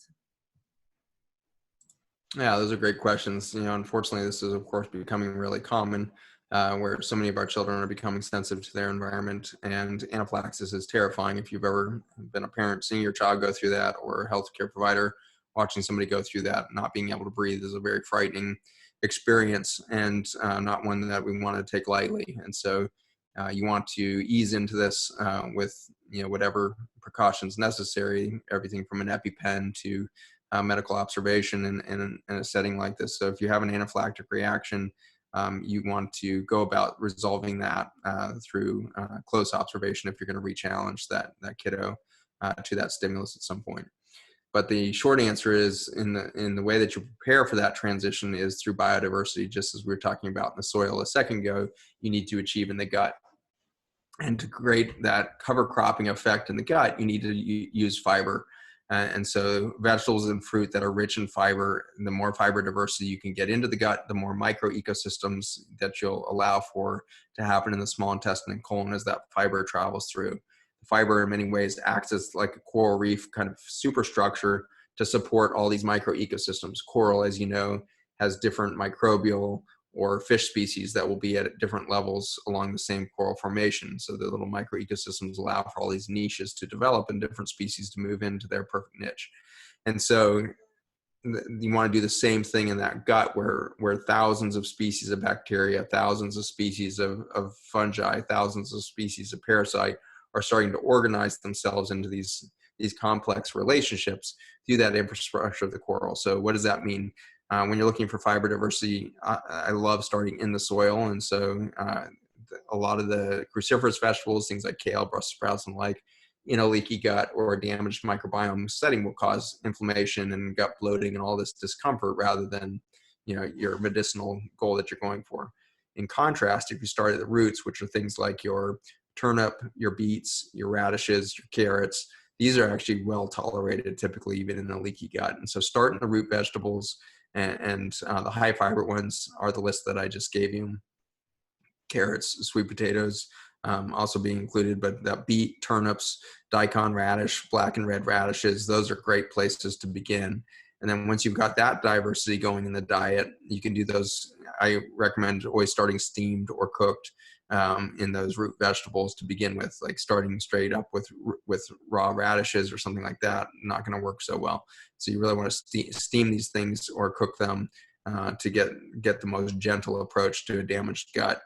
And your kid with anaphylaxis is definitely showing you a lack of microbiome, a lack of immune system awareness. What's inside, what's outside has been broken down, and they're getting this overwhelming reaction at the immune system level. So start with the fiber, get the fiber diversified, plant-based whole food diet, get that kiddo engaged in the garden, because there's not a kid that doesn't like vegetables who grows a garden. So if they are participating in the co-creative process, they're going to enjoy the process, and it's not something that they're inflicted with when they have to eat their green beans at dinner or whatever. If they grow the green bean and they pick the green bean and they help cook the green bean, you're going to have a different relationship to that food. And so remember to keep them involved in those different steps. And obviously when they're barefoot and in the dirt, that's going to be the beginning of the reversal of that, even before they put something in their mouth. So get them out inside, get them engaged in nature, get them growing stuff as much as possible, and then get them engaged in the root vegetables and beyond. And it can be hard when a kid is, in a peer pressure environment, spending time at school or friends' houses and everything else. I'm not diminishing the challenge here. But what I find out again and again, if the parent is engaged and excited to be outside and the kid's weekend is full of at least a taste of that, they're going to remember that piece and they're going to hold on to those health elements, even if it's subconscious and they look like they're rebelling against it in the moment. Those become huge assets when they're in their 20s and start to realize how much their parents have learned in the last few years and all of that. You're going to be able to bring this back into their experience indirectly as you plant those literal seeds. Beautiful. All right, next, Joe, if you're on the call, we're going to bring you on live to ask your question. Kari, thanks for unmuting Joe. J-O.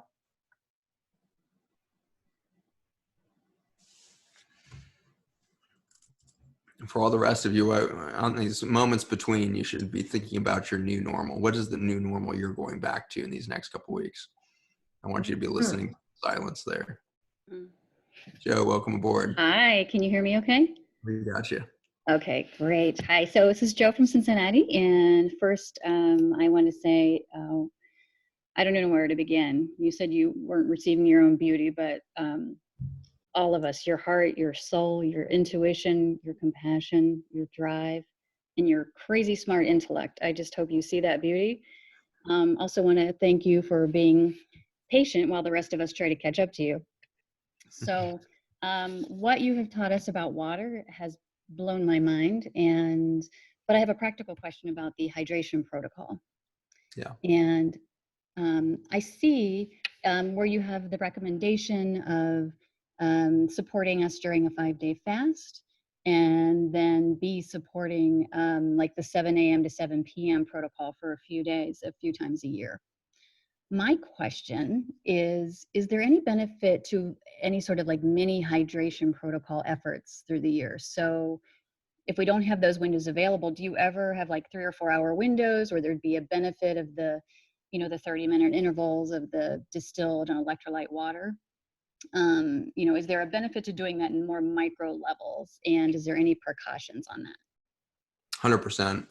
Thank you for that question. And I think this is an area that I need to do a better job communicating on this series is helping understand, between the fasts and between the hydration protocols, what is the routine. And you've already been led to the right, kind of intuition is there's got to be, benefit to the micro versions in between. And that's absolutely true. And of the two, distilled water versus the electrolyte water, I would say the electrolyte water's got the bigger punch. And so just doing 2 hours of a couple of doses of distilled water, probably not going to make a huge difference there. And so instead, I would start sprinkling the electrolyte water through your weekly experience, where you leave that 40,000 volts or the sea salt next to the water filter, so that it's in your sight and mind throughout the week. And you don't forget to take a glass a day or a couple glasses a day or a small dose here and there of the electrolyte rich water. Electrolyte is such a powerful way to increase electrical capacitance and electrical transmission across gut lining, across vascular linings, across cellular systems. And so don't hesitate to work that in. And I think you're going to become intuitive about this. I know you will, and there's no thinking about it. I know you will be intuitive about your need for this. I recognize it all the time when I get just a mild headache or just feel like I've got so much eye fatigue going on. I've stopped believing that's just because I was on the laptop or not. No, that's my neurologic system needing more electrical support. And so a quick glass of electrolyte water can balance that headache out very quickly. And so anytime you're going to start looking for those subtle signs of dehydration in the day, and the smell of your urine is a big one. If you can smell your urine distinctly, it's likely that you're clearing something from your body. And it's a good reminder of, boy, I hope I'm clearing all of that, whatever that is. I need to clear that more aggressively. And so, go and drink a glass of water followed by some electrolytes or whatnot and push for that. So you're going to use it frequently, throughout your week and perhaps even by the day.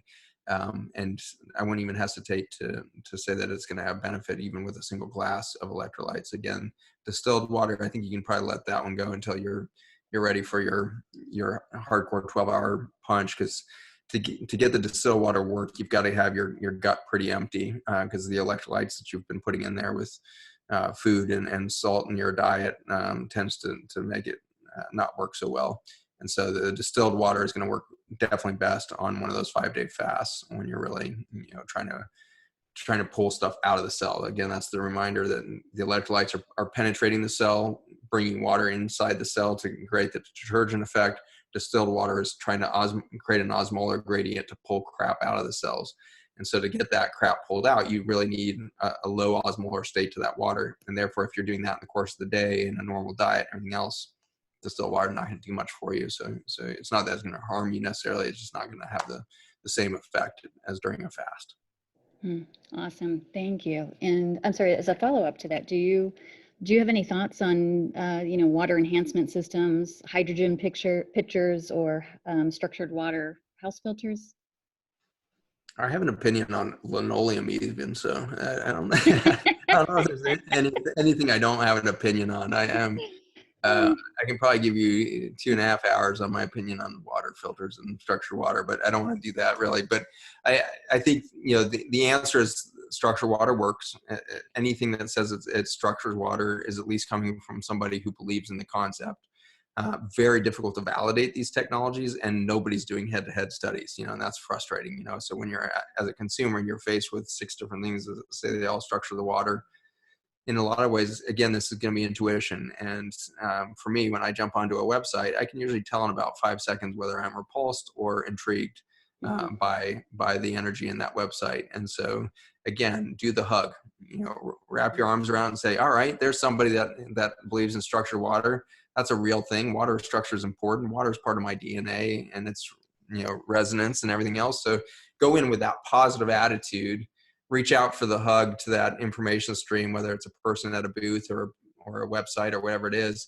Go in with high expectations. And I always try to do this. I try to, even the person looks like they're completely crazy and off the deep end, I go in with the expectation that I'm going to learn something from this person. And they might be spot on with some new thing that I've never thought of before. The craziest people are often the ones that are on the verge or have seen something really true and nobody will believe them. And so they get crazy. It's also the really crazy people that come up with completely unfounded, unbased, scientific things that don't work at all. And so you're going to sense the difference between those two in the same that you would sense whether a McDonald's hamburger is good to eat or not. You don't, in the end, you don't have to ask the question, because you're going to feel the energy of the team. You're going to feel their heart and their mind. And if their heart and mind doesn't seem aligned with you, then don't worry about the technology. It's something, even if it works, it's not something you need in your life if it's not coming from the right energy space, from that emotional thing. Are they there to exhibit beauty? And this beauty piece that we mentioned earlier is such a great tool. If the people that you're surrounding yourself are not in dumbstruck awe of the beauty that they witness in whatever science or whatever technology or whatever pastime or hobby that they put their mind to, that's not the people you want to be around. Life is too short to be around people that aren't in pursuit of witnessing beauty. And so inform yourself that way and let technologies, be technologies. There is no technology you need. You can structure your water with a prayer, with a meditation, with a hand on a glass and an intention. You can restructure the water. You don't need a technology to do that. The technologies can be a shortcut. They can be useful. They can be, convenient, but they aren't necessary. And that's important for us to remember. Something like Ion or Restore, is that necessary? No, not at all. That's why we're on this mission to take the money we're making from that and make sure we're getting it out to the farmers and change the paradigms. We put ourselves out of business because, frankly, I don't find it very intriguing anymore to take fossil soil and turn it into dirt water for you to drink. I would love to see the day where there is no role for a supplementation to be necessary, whether it's vitamin D or Ion. I don't want those to be necessary because I want us to have reinvented society such that my grandchildren haven't even heard of a dietary supplement. They need to be living a lifestyle where it's become irrelevant, and that therefore they've superseded the need for extinction. And so that's I think the exciting thing is these things aren't needed for your health. they can be a pathway to understanding your health. They can be a pathway to experiencing health that should inspire you to finding that in your own life. If you've taken Ion and had some sort of transformational journey with it, or you've taken Ion and you haven't noticed a damn thing, neither really affects me. I'm not terribly concerned about either of those journeys, because you put into your body something that I know 100% of you experienced, whether you could feel it or not, an improvement in microboundaries and an improvement of communication in a bionetwork, and you diversified your flora such that you need that supplement less now. And so my goal is to wean all of us off over the next couple of decades, because we get enough glyphosate out of our environment. We wean ourselves off genetically modified chemical crop production. We learn how to reinvent the entire CPG, consumer packaged goods industry, so that we're not using plastics, plastic infused foods and clothes and everything else. And we start to really experience nature on a second by second and minute to minute experience again, to make things obsolete. So in the long and the short, don't be fearful that you're missing something. If the technology seems too out there, or you don't like the energy of the website, don't be afraid that you're missing something you need. Move on with confidence that your intuition is right there, and don't let somebody convince you that you missed the boat. All right, wonderful. Thank you. That sounds like beautiful advice. Thank you again for a beautiful course, and special shout out to Scott Estrada for our coach leading us through it so beautifully. Thank you so much. Awesome. Scott is one of my faves. I love him. Beautiful. Thanks, Jane. All right. Oh, Joe. All right. And now this is from Jane. Can Dr. Zach please explain suspending empathy as talked about with Rich Roll on his podcast? I'd like to better understand it. That's like better understanding love, I think. So this is a bizarre topic that came from one of my really revered spiritual grandmothers, I think, but her name is Voice Sterling Jones. She is in Santa Fe, New Mexico. If you ever go there, I would recommend you look up the B Corps. She has an extraordinary nonprofit called the B Corps, BEECORP. Or no, I think hers is Corps, CORPES. There's another B Corp, but hers is with the ES. So B Corps, pronounced B Corp. And the B Corps that she runs there is training female veterans who have PTSD how to be beekeepers, because it turns out that the bees beat their wings at a frequency of the key of C.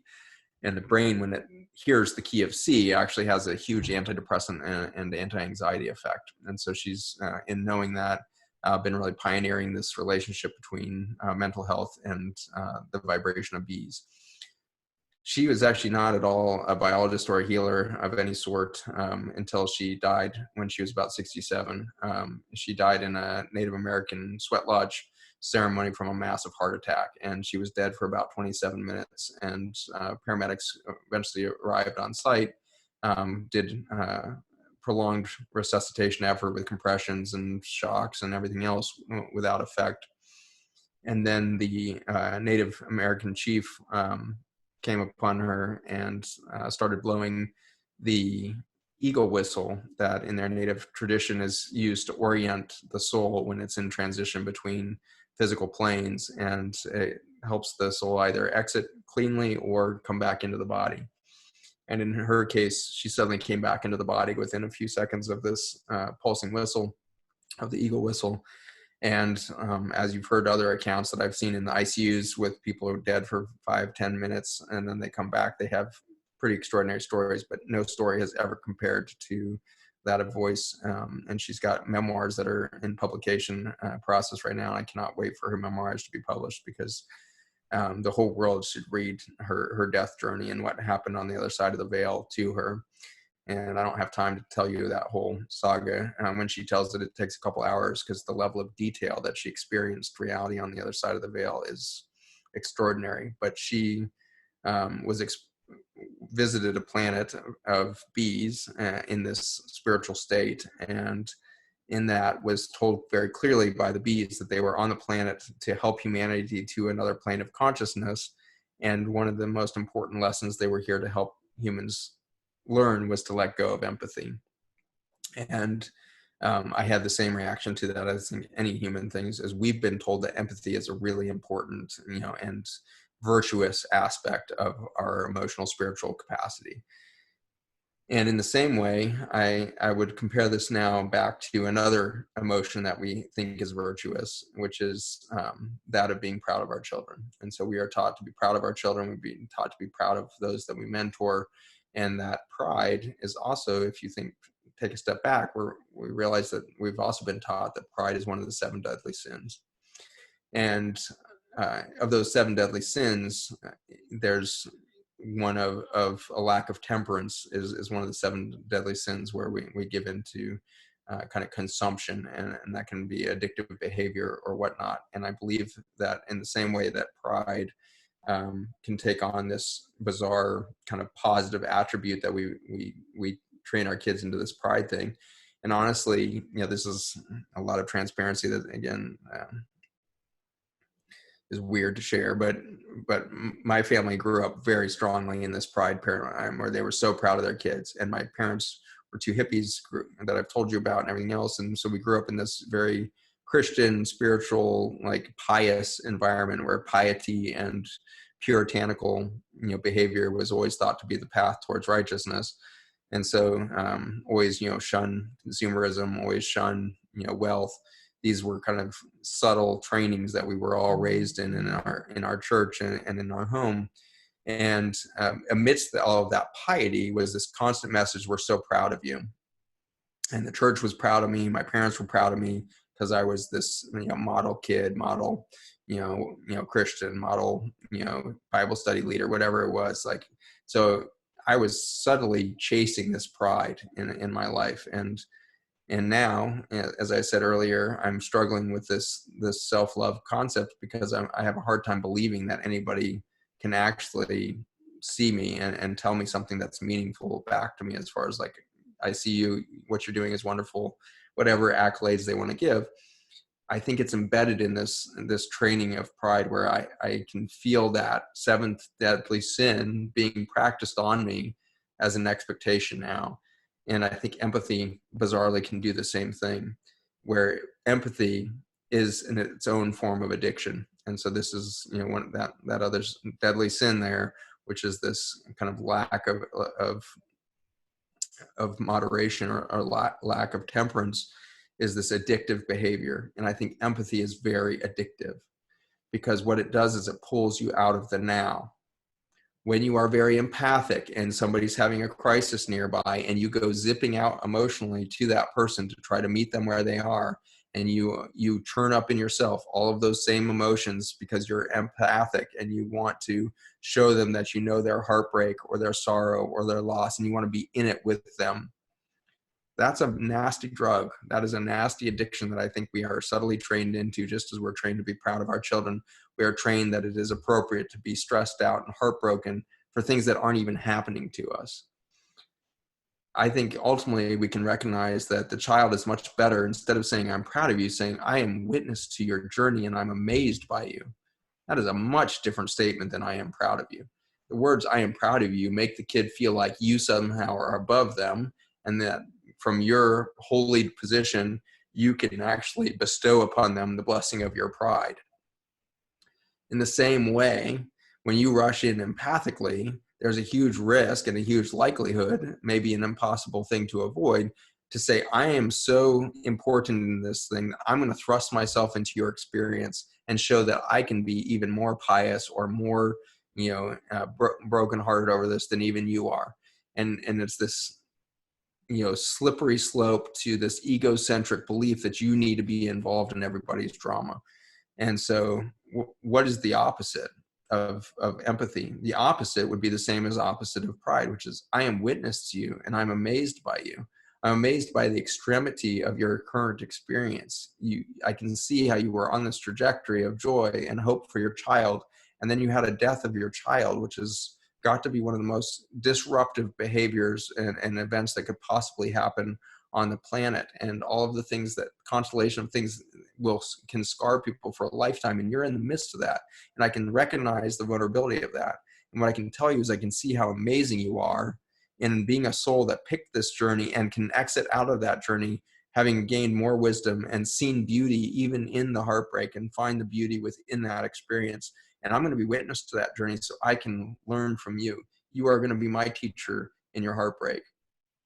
Totally different thing. I didn't go be empathic and say, I'm going to experience it with you. And so, some of you may know the word empathy even better than I do, because I don't claim to be an expert on that concept. But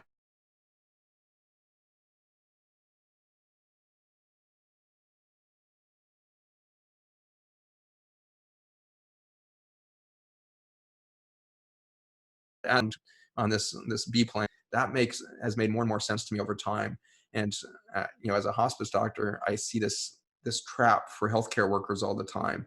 I see nurses become very sick people because they are empathic, and so they love their job because they always get to re-engage with a new emotional crisis with a new patient every day. What happens is they get sucked into their own story of being an empath, being a supporter of this trauma. And in so being, they completely become alienated from their own truth and their own present moment. They're living somebody else's journey, which means they're not living their journey. They are being present with somebody else's emotional extremity instead of being present with their own life. And the results of that is obesity, weight gain, inflammation, major depression, anxiety disorders, smoking, all of the things that are rampant in our nurse population because they've been told that empathy is a good thing and being an empath as a healer is a good thing. That will drain the hell out of you if you're going to go meet every one of those, and you will never be living your now. And so to become present, you have to let go of empathy and let people do their own journey, be witness to their journey. But being witness to it is different than being empathic part of their journey. If there's a follow-up to that, please let us know, because I may not be answering your question fully, because I think but that's some of my reflections.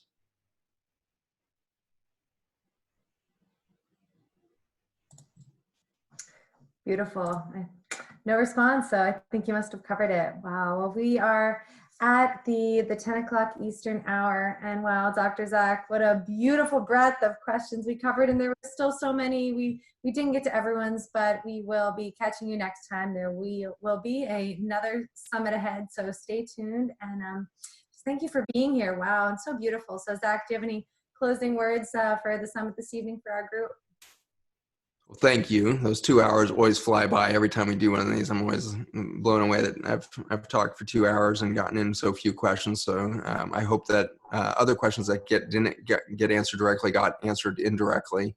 And for all those questions that we didn't get to, I want you to go home with those and answer them yourself.